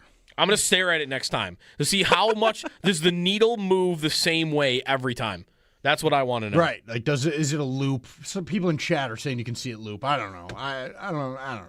We'll find out. If you're on hold, stay there. We'll get to you when we come back. Happy New Year's Eve. Get to our last show. It's our last show in 2025, and it's our second to last show before the closing of Highmark Stadium, unless there is a miracle playoff home game, which is still possible but very unlikely. More of your calls when we return. 803-0550, the phone number here on WGR.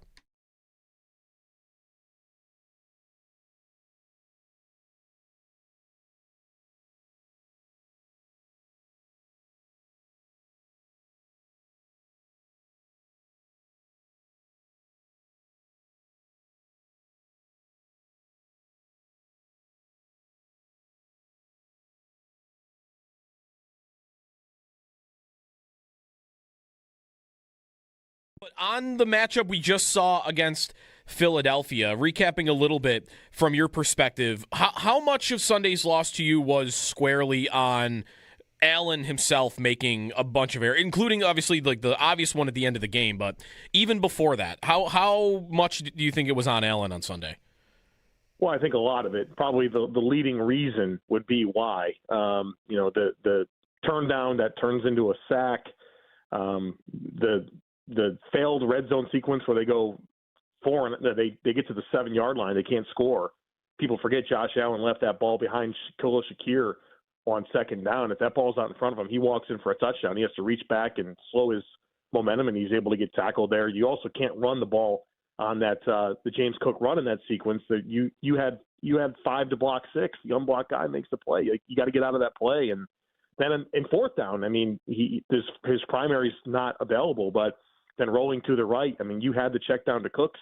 You had Ty Johnson across the middle of the field. You chose to run the ball and couldn't get in. I mean, that was a huge mistake too. The 3rd and 8 sack where he lost 19 yards and kept his eyes on the bunch set and it was never going to uncover. He had Ty Johnson wide open on the check down. He never gets there. It takes a 19-yard loss. And then, of course, not being able to hit that throw to win the game against, in the 2-point play. I mean, those are catastrophic mistakes. And foil that against Jalen Hurts. Jalen Hurts played horribly in the game. But you know what Jalen Hurts didn't do? He didn't make back-breaking mistakes, right? He just threw a bunch of incomplete passes.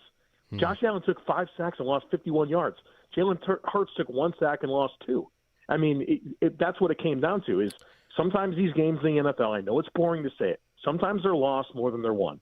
And Josh Allen lost the game by the mistakes that he made. And one other thing from the offense on Sunday against Philly, how much stock would you take in the game Cooks had? Because even the previous 2 games, we remember the drops, but he was open. So I don't know. Do you have optimism right now that he could really give them something as a separator with speed once we get to, especially, the playoff games? 100%, Joe. I mean, you said it. He's been an available target down the field consistently since joining this team. And the issue is just not catching the football. Well, Brandon Cook's a pro receiver. It's been around for a long time. I think you can look at the circumstances of, hey, you're dumped into a new situation late in the season, new quarterback that you never played with.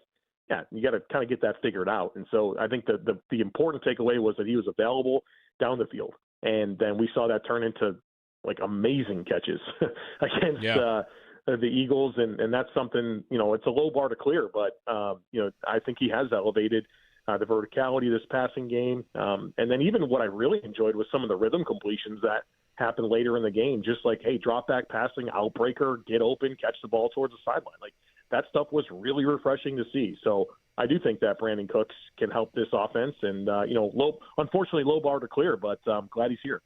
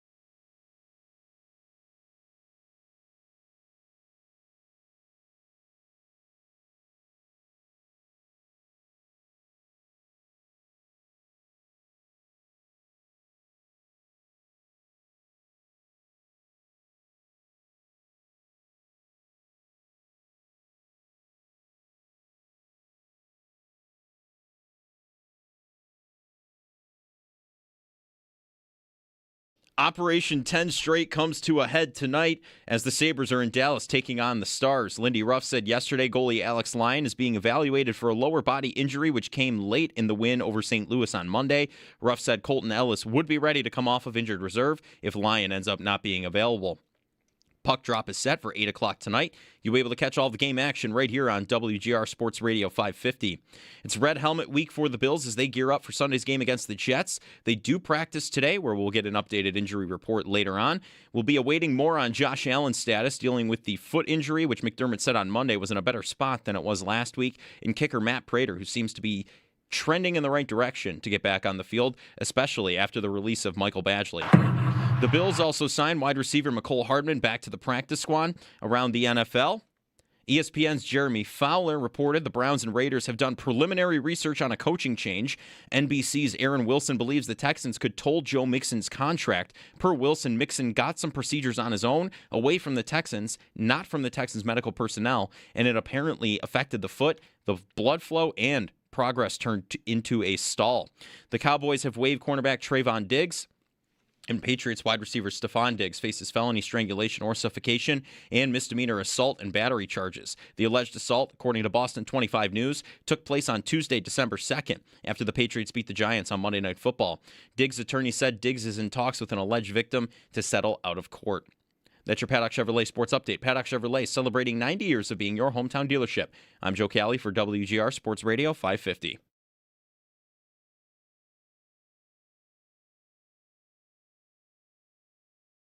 I love where the defense is.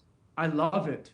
I think this run defense is much improved to where it was to the start of the season. I've talked about this for a couple weeks now. These young defensive linemen are coming on. Milano played well once again. The backers are playing at a good level. The coverage is fantastic. I think this defense, to your point, is peaking. And I think a lot of people are going to say, well, you just don't want to face a really good run game. I kind of see it differently. I think that if this defense is going to get had, it's going to be by an highly effective, very much so clicking on-point passing game. Because if it's not, you won't have success throwing the football against them. Interesting. The Bills' defense, I mean, we're really just trying to figure out what level of good they are. I think everyone's kind of on board with their performing better than we expected. And Sunday was maybe their greatest performance of the year. Tough to beat how good they were against Philadelphia in the second half. We had a good conversation with Joe Marino earlier. If you missed that, check it out on demand, WGR550.com, the Odyssey app. He got into why the Bills' performance against Saquon Barkley might not be repeatable against certain other teams. Like, not to just assume, hey, you stuffed Barkley, so you're capable of stuffing Derrick Henry if you were to see Baltimore, for instance. And that Barkley is a specific type of runner, and they had line problems that attributed to why the Bills were able to really get success against that Philly run game. And maybe that would not happen against... That's part of it. The AFC is not loaded with these great running teams. Who in the AFC playoff picture right now is great at running the football? Denver? No. New England? No. Jacksonville? Kind of.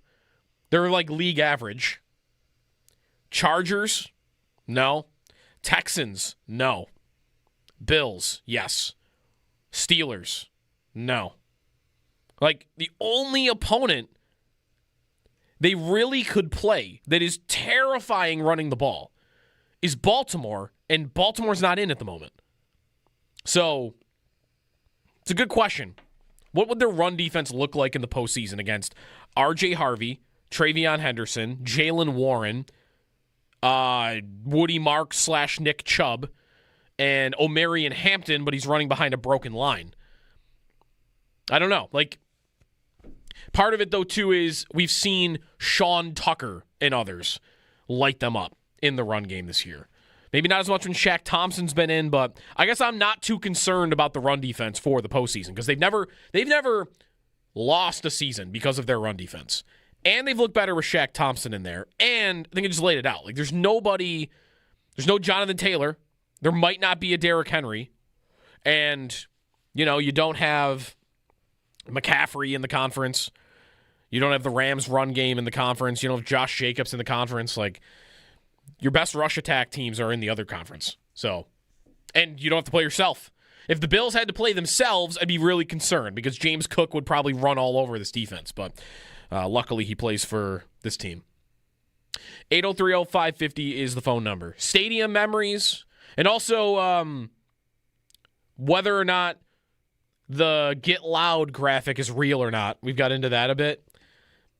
Some are discovering for the first time that their whole chicken wing graphic Get Loud experience might be a lie. I'm not, a lie is strong. I never thought it was like a real meter. I thought it was just a graphic. It's getting people loud, but the guys here think it could be real, and I don't know for sure that it isn't. So we don't have an answer on that yet. Jay in East Aurora, first up this hour. What's up, Jay? Hello? Yep, go ahead, Jay. Oh, hey, sorry. Good morning, guys. Morning. Hey, Joe, I was wondering if you guys can find information about the airport arrival for the Sabres. If they win, I thought it'd be pretty cool if some fans went out there. So that's what I was hoping for.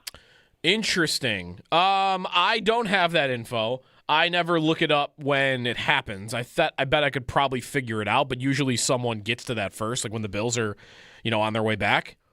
I have gone to the airport one time before.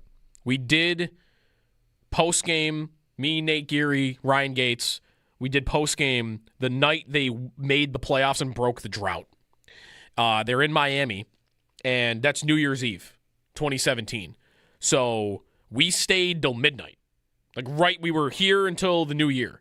And because the drought had ended and it was a long post-game, so we went long. And then we ended at midnight. And I remember the Bills were on their way back, but they were still about an hour away. So we went to the airport just to see it. And everybody was there. That was packed. They've done it a lot since then. Can't keep track. I feel like it happens a lot with the Bills. Obviously, in my memory, it's never happened with the hockey team. Would it happen if they break the franchise record win streak? I mean, that would be 11 in a row because they would have had to win tonight. They would have to win against Columbus. That would be 11 in a row. That game's in Columbus. And then they would return home. So you're talking about meeting them at the airport on Saturday night? They play at 3 o'clock in Columbus on Saturday. It's Saturday night. It's possible. I probably think it's more likely, though, that you won't see a Sabres plane met with a giant crowd of fans at the airport until they break the drought. If they break the drought, I bet you'll get it. But I don't know anything about it otherwise. It's worth asking. 803-0550, the phone number. Stadium memories. John in Toronto. What's up, John? John, you there? Hey, good morning. Hey, morning. Joe. How you doing today? Good. Hey, so my favorite memory of Ridge Stadium actually is anything because I've never been to Ridge Stadium or Highmark. It was actually a television broadcast, and I believe it was CBS, and Mike Ditka, I'm pretty sure, was doing the color. I don't know what the configuration of the stadium used to be, but apparently on one of the broadcasts, Mike Ditka was being pelted with snowballs and ice balls, and it really got under his skin, and that was my favorite memory. Ditka in what year around? I don't know. I want to say it was probably 80s? in the late 80s, early 90s. Okay. But the other thing I wanted to say too was, even though I've never been to Ridge Stadium or Highmark, I am lucky enough to have a piece of history from there. Because I have a piece of the turf when they re-turfed back in the early 90s. I have a piece of artificial turf encased in acrylic, so I'm able to carry away a piece of that history. Nice. Thanks, John, for the call. That's going to happen a lot, by the way, in the next, coming weeks and months. Seats are going to be sold and given away, and turf, goalposts. I'm sure they're going to give fans a lot of opportunity for that. What Bears game could that be? Looking back at their history, the Bears were here. It would have to be 91. The Bears were not here from 79 to 2000. They played one game from 79 to 2000 in Buffalo. So I don't know what game this could be because they played. Maybe it's New Orleans. Could have been when he was in New Orleans. They only played one game in Buffalo, and it was in September. So it couldn't have been when he was the Bears coach. But maybe when he was the Saints coach, because he probably would have been here a couple of times. 803-0550 is the phone number. They're also snowballs. I mean, I am at the Mike McDaniel snowball game. I am in the 100 level, maybe like 10th row. So what I remember about that game is fans were launching snowballs from the upper deck.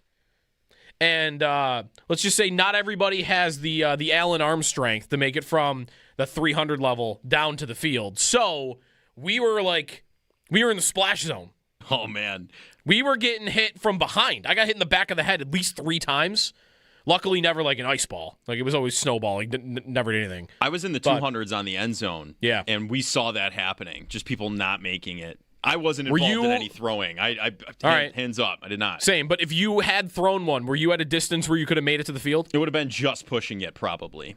So then you would have hit me, probably. Probably, yeah. All right. I did see the 300s that they were cleaning their seats off, and they ended up pushing all the snow just onto people, and it would fall into the suites with like where they were sitting in the heaters and down. So it was a snow nightmare, that game, pretty much. It was like, I go back and forth on that game because it was childish and like it shouldn't have happened, really. Yeah.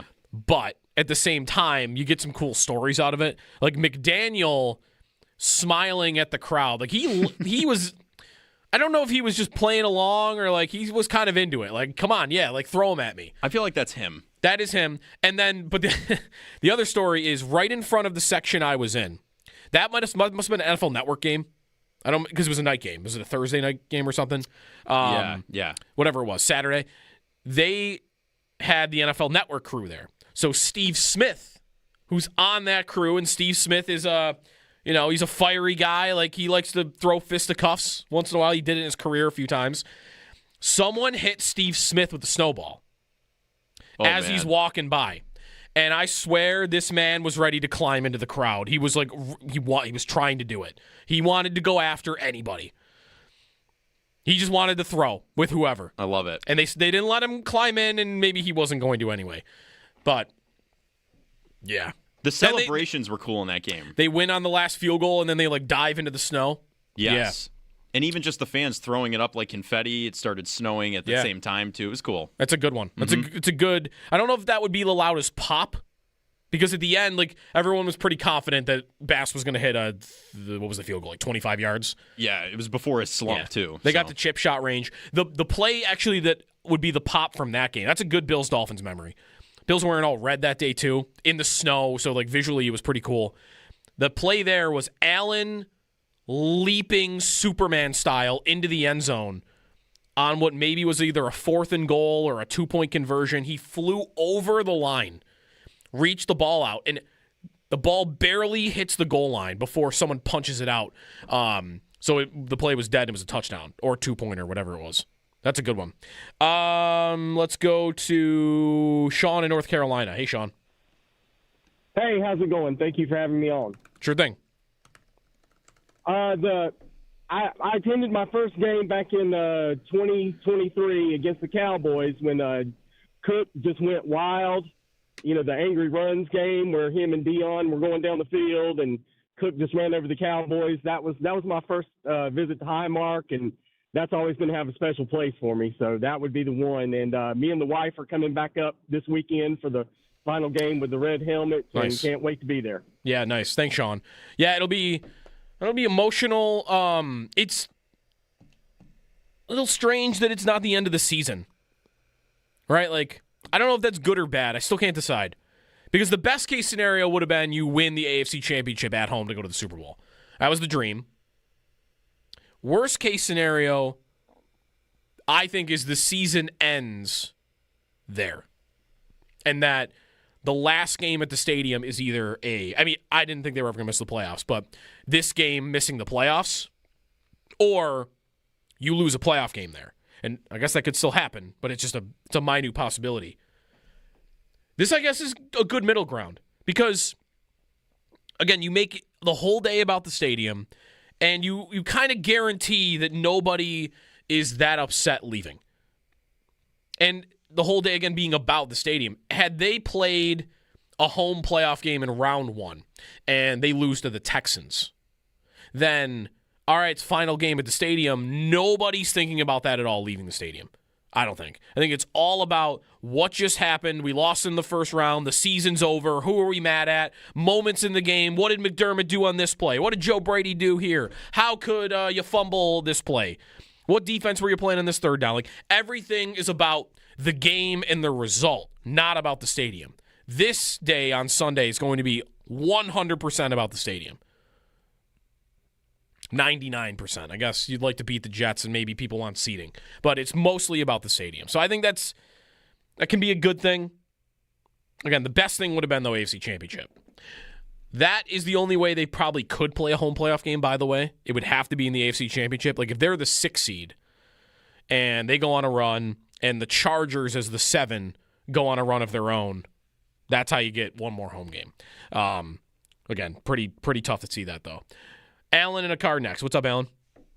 Hey, I've been a season ticket holder since '86. So my favorite memory is the 51-3, seeing Cornelius Bennett and everybody standing on the sideline celebrating at the end. My second was the comeback, putting my hand on my friend's shoulder, said, we're not leaving this game. And then going to Pittsburgh, seeing the Bills rattle Neil O'Donnell. You don't remember that. And 95? 95? Yeah. No, it was 93. 93. 92. 92. Okay. It was the 92 season, 93 playoffs. Okay. And they got to the Super Bowl and throttled Marino in the championship game in Miami. Almost went to that, but we thought it'd be the Bills were going to win anyway. But my other point is this. My third favorite is seeing them rattle New England in the 21 season playoff game, 41-something, and seeing Belichick just amazed. Mm-hmm. And my comment is, I think I'd rather play the Jags, and I'll tell you why. I'm not sold on Trevor Lawrence. He's the kind of guy that reminds me of Stroud. He'll look good for a period, then all of a sudden, how did he throw that pass? Why did he? Oh, my gosh. And then you see that. Plus, look at the other factor. I think that'd be 40% of the crowd would be Bills fans. I'm not sold on Trevor Lawrence.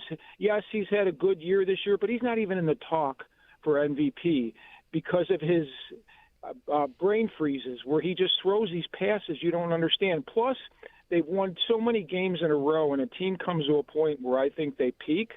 And Allen is, and you had a guy, Mike Shope had a guy on the other day at 4 p.m., I think it was Monday, talking about how he's very confident in the Bills and that they actually have a better yard per play pass than they did back all the way down to 22, I think he was stating. And he thinks they'll be favored against anybody. And he wouldn't mind playing the Jags because of the same thing I talked about, Trevor Lawrence factor.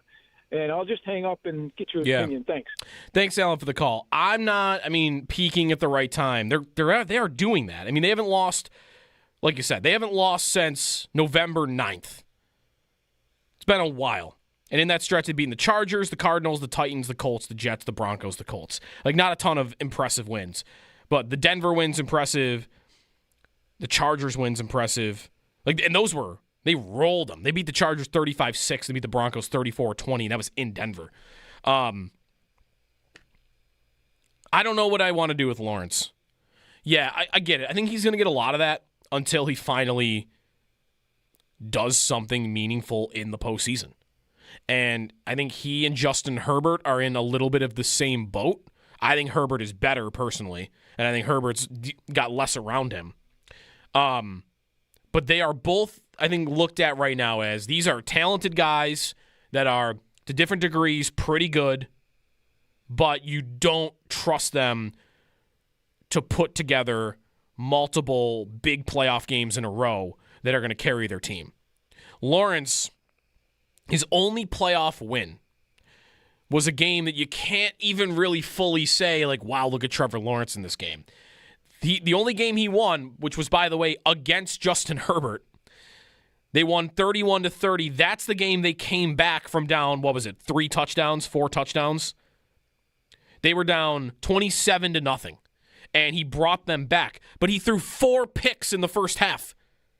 So he kind of choked, but then dug himself out of it, and he got to having a game where he had 4 touchdowns, 4 picks, and he wins the game by 1 point, but you're also playing against the other guy who people feel like can't do it. So I don't know if he gets a lot of credit for that game. He probably doesn't. And then he lost to Kansas City with an injured Mahomes the next week. The thing for me, though, about Lawrence right now is I don't think as much is on his shoulders right now as all of these other quarterbacks. And that is why I'm scared of Jacksonville. I don't know how perfect Lawrence needs to be. Josh Allen, with this receiving core, has to be perfect all the time when he's throwing the football. Or they can't win. They can't win games, and they won't run through the playoffs without Allen having a perfect campaign. Drake May in New England, he's been up to it this year, but his job's not the easiest. He's got the right coordinator, and that's helpful, but his line is okay, not great. Injuries. His receiving core, it's okay. They do, as Sal pointed out earlier, they do catch everything. But it's not a loaded group, and it's injured. Hollins is out now, and Butte's out. Diggs is going to play, but he's under, assault investigation stuff now. So distraction there. But May's been up to it. Not the best line, not the best run game, actually a bad run game, and maybe a mid-receiving core. Drake May's been up to elevating it. But his job is still harder than Lawrence's. Herbert's is really hard. Herbert's playing through a broken hand. He's got no linemen in front of him that are protecting. And he's got Greg Roman as his offensive coordinator. He's one of the worst pass offensive coordinators in the league in the last decade. His job's not super easy. Stroud's job's not easy. His line's like one of the worst in football. And they can't run the ball to insulate him. Who's got it easier right now than Trevor Lawrence? He's got everything. Line's pretty good. Receiving core is great. He's got an awesome head coach as a play caller. Good running back. Run game is middle of the pack. Great defense. I don't know that he has to be great. I don't know that he has to be perfect. He has been. He's been very, very good. But that's the dude right now that's throwing to open receivers. And Allen or May and Herbert, they are under pressure and having to deliver into tight windows all the time. This guy isn't. He's got Brian Thomas running open. He's got Myers running open, and that's what scares me. I don't feel like their quarterback has to be perfect for them to win. And I feel almost every other team that's in this playoff picture has to have that be the case. It's kind of just because they're the most balanced. I think they're pretty good at everything, and I don't think they have a major flaw that you can expose and attack. The Bills have major flaws. The Patriots have major flaws. Denver's got major flaws. I don't think the Jags have that. So you could tell me you don't trust Lawrence, and you might be right. Maybe he implodes despite everything being made easier for him, and he loses it, and that's what gets in their way. But I think he's under less pressure right now, the way his team is playing and the way his team is built, than these. If you told me Justin Herbert's going to implode, I could see why that would happen. He's got to carry that whole thing right now. So when you have to do that, and there's more emphasis on you making special plays and being a superhero, then now the ball's getting put in harm's way because you're trying too hard. You're trying to do too much. Allen, that could happen too. I mean, I'd be much more confident Allen would actually do it than Herbert. And Lawrence, I don't think he might not have to do it. Back to the phone. Stadium memories and also playoff matchup stuff. You want to get into that too.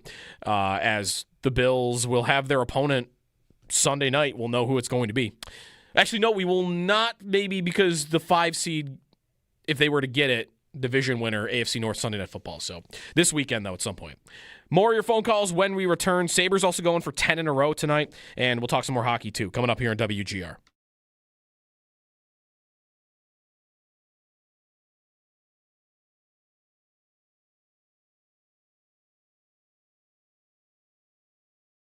The trade idea is the one that's more interesting to me because that is where I was, and many were, the last time they won this many games in a row. Right. That, hey, go take, Jeremy especially was, I remember, very on that train. Like, Botterill, go take advantage of this because you're in first place, but you are not as good as this streak or as this record, but you could use it to springboard, catapult yourself to somewhere where you are that good if you go out and you add. Right.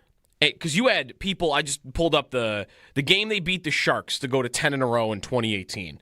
Like the players that were in that lineup that night playing important roles. You had old Jason Pominville. Right. And he was doing the best he could at that point. Like he scored 16 goals. Right.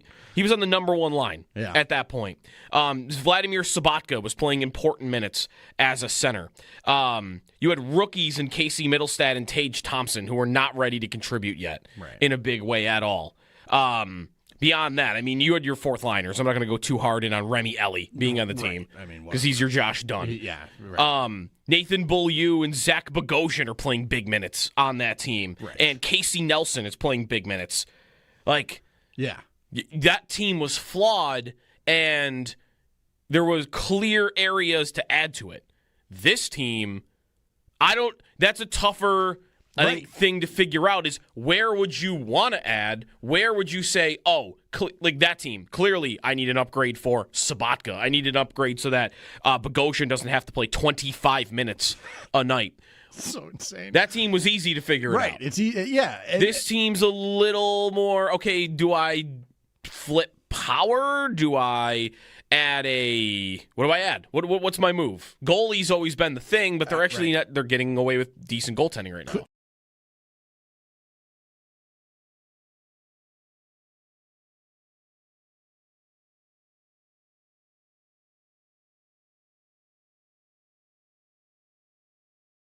One other thing from the offense on Sunday against Philly, how much stock would you take in the game Cooks had?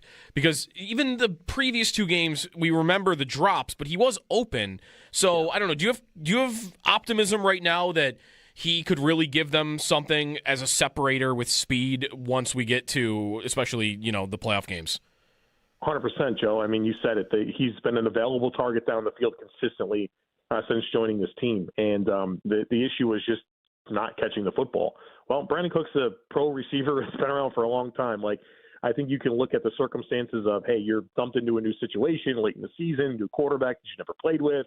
Yeah, you got to kind of get that figured out. And so I think the important takeaway was that he was available down the field. And then we saw that turn into, like, amazing catches against the Eagles. And that's something, it's a low bar to clear. But, I think he has elevated the verticality of this passing game. And then even what I really enjoyed was some of the rhythm completions that happened later in the game, just like, hey, drop back passing, outbreaker, get open, catch the ball towards the sideline. Like, that stuff was really refreshing to see. So I do think that Brandon Cooks can help this offense. And, unfortunately, low bar to clear, but I'm glad he's here.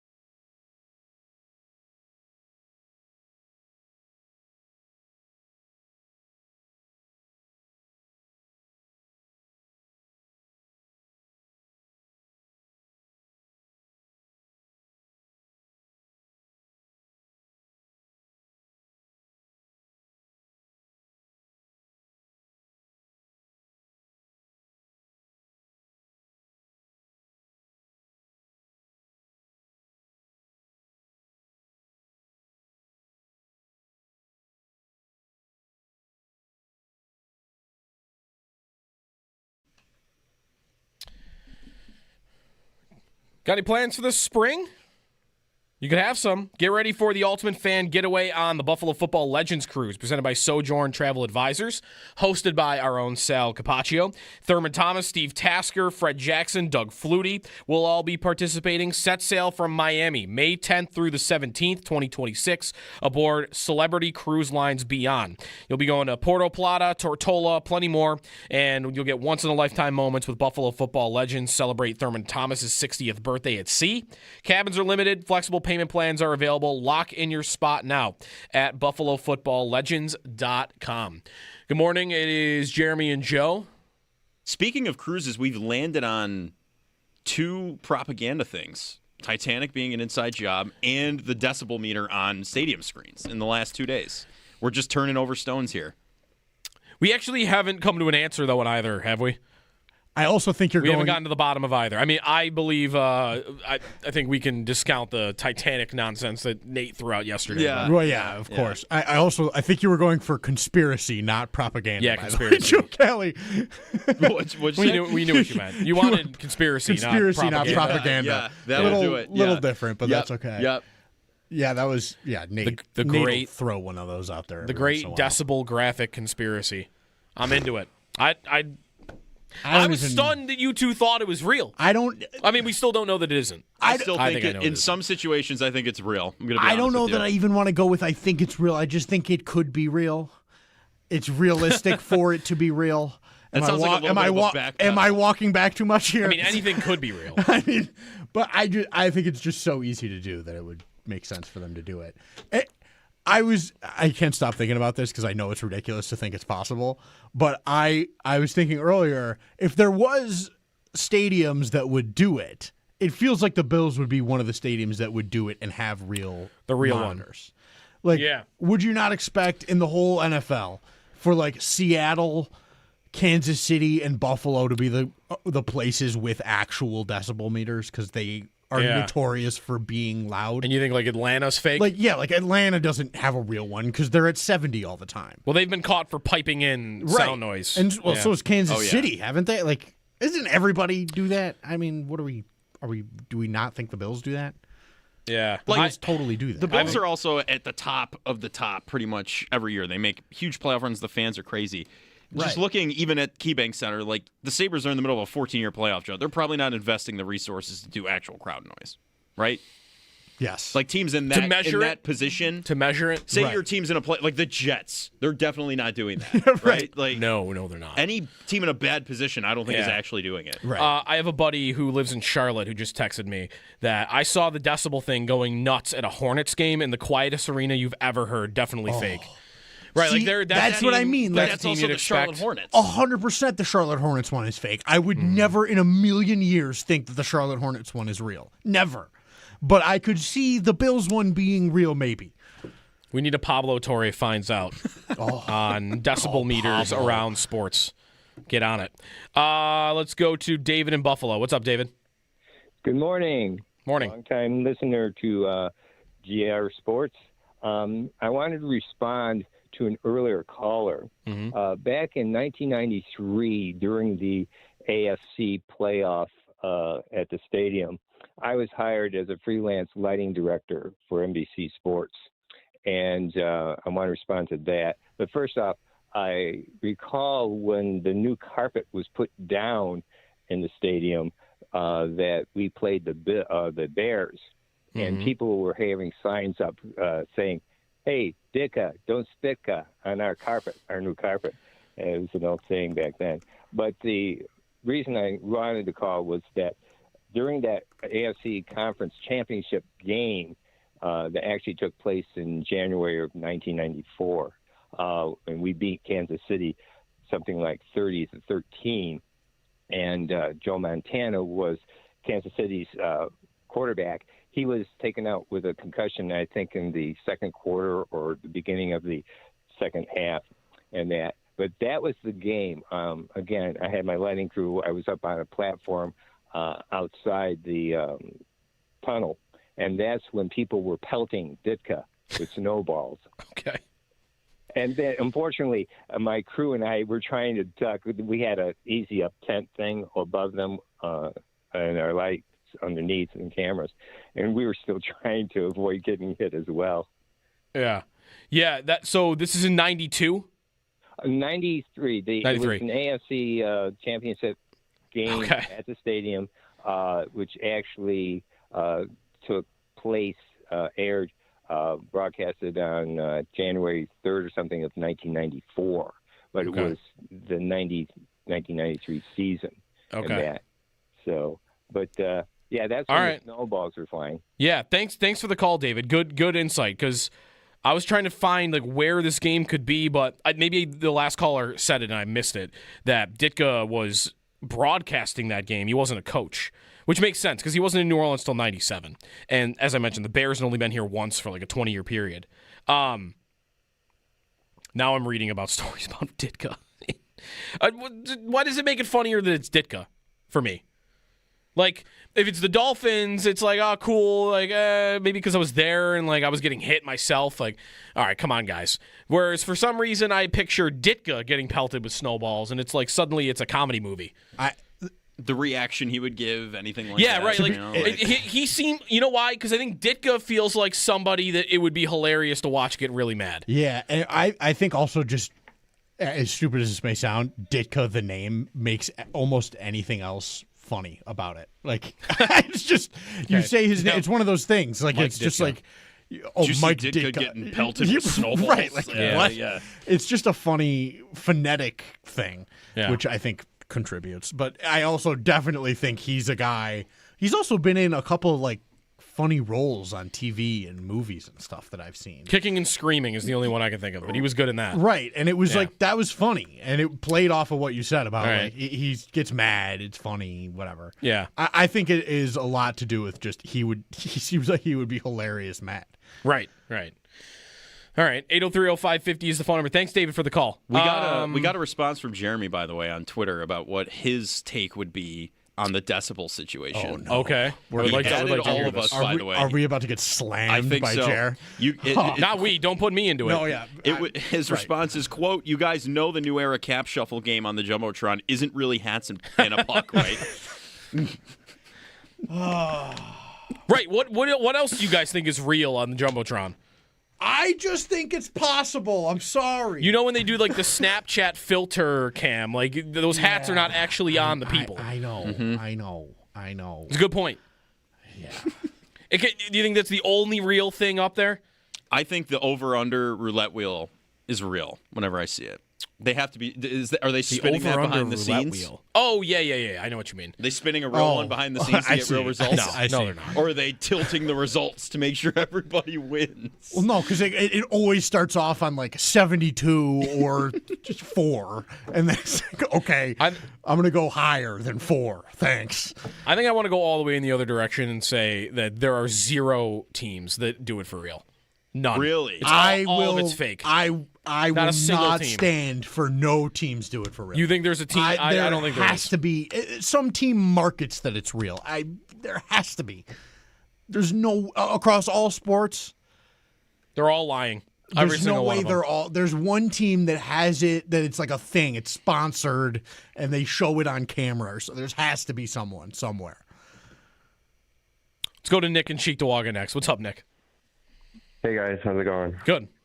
So for me, my most memorable memory at the Ralph was December 2002. Me and my brother went to the game. I was 9 years old, and Ricky Williams ran for over 200 yards on us. He had 2 touchdowns. The Bills won. It was 38-21. But that was easily the most memorable game for me because it was the first snow game I went to. It was a blizzard. Yeah. It was a night game. The snow was coming down. Everyone in the stands was singing "Let It Snow." People were wearing their sunglasses. And just as a kid, it was so awesome. Never going to forget that one. And real quick, if I may, my same brother and mother, actually, they were at the greatest comeback ever. Mm-hmm. And unfortunately, they left early because the Bills were getting beat so bad. And they were hearing on the way out of the stadium that the fans cheering, and on the radio them coming back. So they stopped at a bar to watch the rest of the game. Yep. And that was a running joke in our family for years, just how they left the game. And Yeah, and just, using it as a good example of never to give up. And so, yeah, very memorable moments for me. So yeah. Appreciate you taking my call. Thanks, Nick, for the call. Good to admit also when you actually did leave the comeback game, because not everybody's willing to. I only left one game early where something dramatic happened after. And that's in the negative, because I left the Minnesota game after Kirk Cousins was down at the 1, and then all hell ensued after that. So maybe a good thing that I missed that one? Probably a good thing, yeah. My worst memory is that wind New England running it 53 times game. Oh. I was sitting in the 300s for that. I can't imagine being there for that game. In a navy blue Bills jersey from the early 2000s, because it's the largest jersey I have. It was a problem because I kept getting grouped in with the Patriots fans. Yep. Maybe Friday we should put together a list, too, of the most defeated you've ever felt leaving a stadium, because that game would have to be on that list. That was probably the worst one I've ever been to. Yeah. What is that going to be for me? Now, I'm not at the Dallas Monday night game. I'm still in school, so school night, not there. It's got to be a New England game somewhere along the way. But I don't know which one I would pick. Most defeated you ever were leaving the stadium. It's got to be a drought game, I'm sure. Maybe the Kansas City playoff game here for me 2 years ago. That's the third time they lost to them. They were close at the end. You're sitting in traffic till 1 o'clock in the morning, just stewing over it. But there's a lot of answers you could give on that one. All right, Extendo Sports, when we come back, Sabres and Stars tonight, 8 o'clock, going for 10 in a row against the second-best team in the NHL. That's a big one. And the Extra Point Show coming up at 10. Stay tuned. Jeremy and Joe on WGR.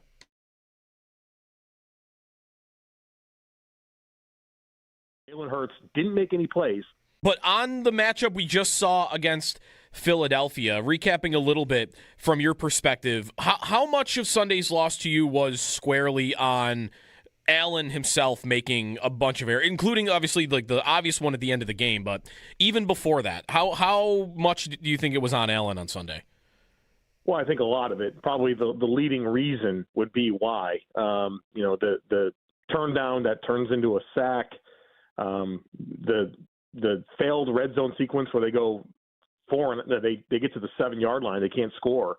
People forget Josh Allen left that ball behind Khalil Shakir on second down. If that ball's out in front of him, he walks in for a touchdown. He has to reach back and slow his momentum, and he's able to get tackled there. You also can't run the ball on that the James Cook run in that sequence. That you had 5 to block 6. The unblocked guy makes the play. You got to get out of that play. And then in fourth down, I mean, his primary's not available, but then rolling to the right, I mean, you had the check down to Cooks.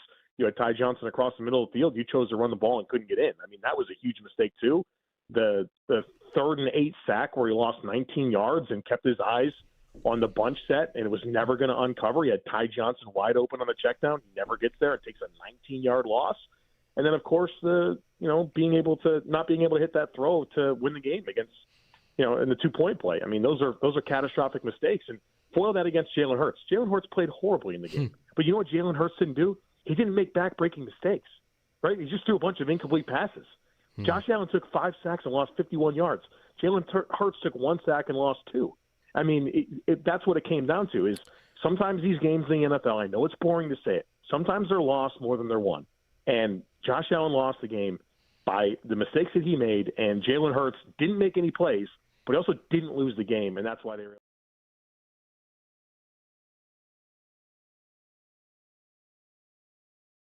Rushing DVOA on the season, Jacksonville finds themselves ranked at 20th in the NFL, and New England 27th. Big gap, though. New England is 27th, but their number is almost twice as bad. Actually, it's more than twice as bad as where the Jags are. So, rushing offense, not a big advantage on either side, but Jacksonville definitely better than New England. And then on the defensive side of the football, how good these two teams are against the pass, which the Bills have their struggles in. Right now, on the year, Jacksonville, the 9th best by DVOA, 9th best pass defense in the NFL. and New England 26th. Rush defense, Jacksonville is the 4th best rush defense, and New England 21st. It's just night and day. One team is far and away a better overall football team. New England had the schedule. New England probably, to me, has the better quarterback. I've seen enough of Trevor Lawrence to know that he's not a perfect quarterback. He misses some throws he should make. He does make some special ones. But I think he's being helped out a lot by his coach and his receiving corps. May's great, but May doesn't have the receivers right now. He doesn't have the healthiest line. He doesn't have the run game. And he doesn't have the defense. He has the easy schedule. And I think that is a big reason why they're above Jacksonville in the standings. I don't think it's close. I think you want to play the Patriots in round 1. Weak rush defense, weak pass defense, weak rushing attack. And you have a Bills defense that I would say right now, the thing they do best is limit other teams' quarterbacks as a defense. And they just did it to New England. Now, New England got up 21-0 on them, and they had some big plays. But those plays were on the ground, and one of them.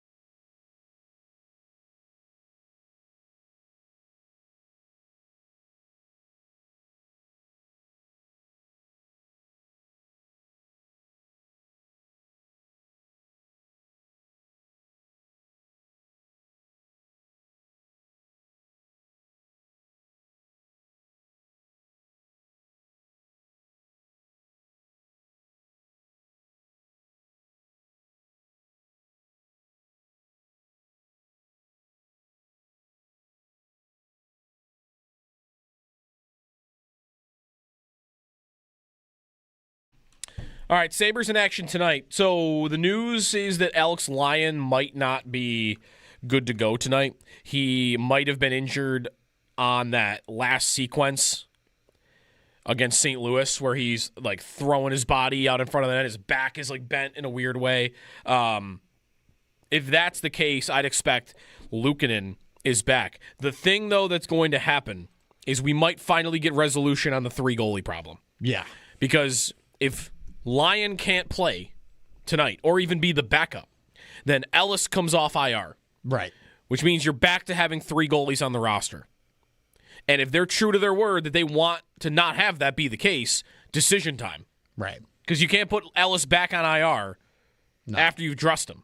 No, right. You're not retroactively, oh, no, he's hurt again. Right, and you could put Lyon on IR if you want, but you're going to want him to play, so. For sure. Yeah. You're not doing that. Like, maybe this week. I know we keep doing that all year. It's, well, maybe now they're going to do it. Who's going to be in now? Like, maybe they're going to do it. But this is the first time it's been Yarmo. Real since Yarmo. Right. And Yarmo, it was like the 3rd thing he said in his press conference was like, we're going to fix that. I just wave Ellis. Like, I like the idea of him. I like the prospect. And I liked it when they did it. Yeah. I just don't see a way that they're trading Luukkonen right now. Yeah. And I don't want them to trade Lyon. So I think the easy thing to do in this case is just call it a day on Ellis. Yeah, and then you're not. I think if you're choosing Ellis over anybody, you're choosing Ellis over Levi in reality, long term, in a lot of ways. Right, but Levi's the benefit of you can still keep him in. Exactly. Yeah. And so I think you have a choice to make there. And frankly, you've invested a lot more into Levi, and he has more pedigree. And barely, really, when you look at Ellis's career. But right, there's a choice to be made there. All right, so we'll see if that happens today. And we'll see if Jason Zucker is back in the lineup. Yeah. I kind of think he will be. And I think Greenway probably comes out because they've been doing the maintenance thing with him. I would bet that that's how that goes. I'm just curious where they put Zucker. Yeah, is he on the fourth line with Dunn and Malenstein? That seems. It's not really his. It's not really role. his. Yeah, I don't know. Krebs has been good, but I'm good taking Krebs off it. Let's get real. We asked Seth Appert a little bit about this on yesterday, and he did say you can't. He said you can't be afraid of change, even while you're winning. 100%. And I heard that and thought, they're gonna put Zucker back up on the top six, probably with Tage and Doan. They'll put Krebs down on the fourth line. Right, and I would like to see Zucker on that line with Tage and Doan. Tage and Doan, like that. I think that works. That's fine. That works for me in a big way. So I'm ready for that. And you'd want him in the lineup too because of the power play. Exactly. He's big on the power play. He's a witch on the power play for them. Yeah, for the Sabres in the last 2 years, he has 16 power play goals. I wonder who'd be second. I'll look up Tage just very quickly because we got to go to Extra Point Show.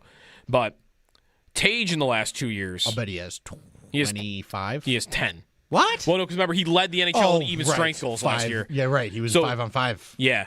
Right. So he has 10 power play goals last 2 years, and Zucker has 16. Yeah. I mean, he's their guy. That tells you a lot.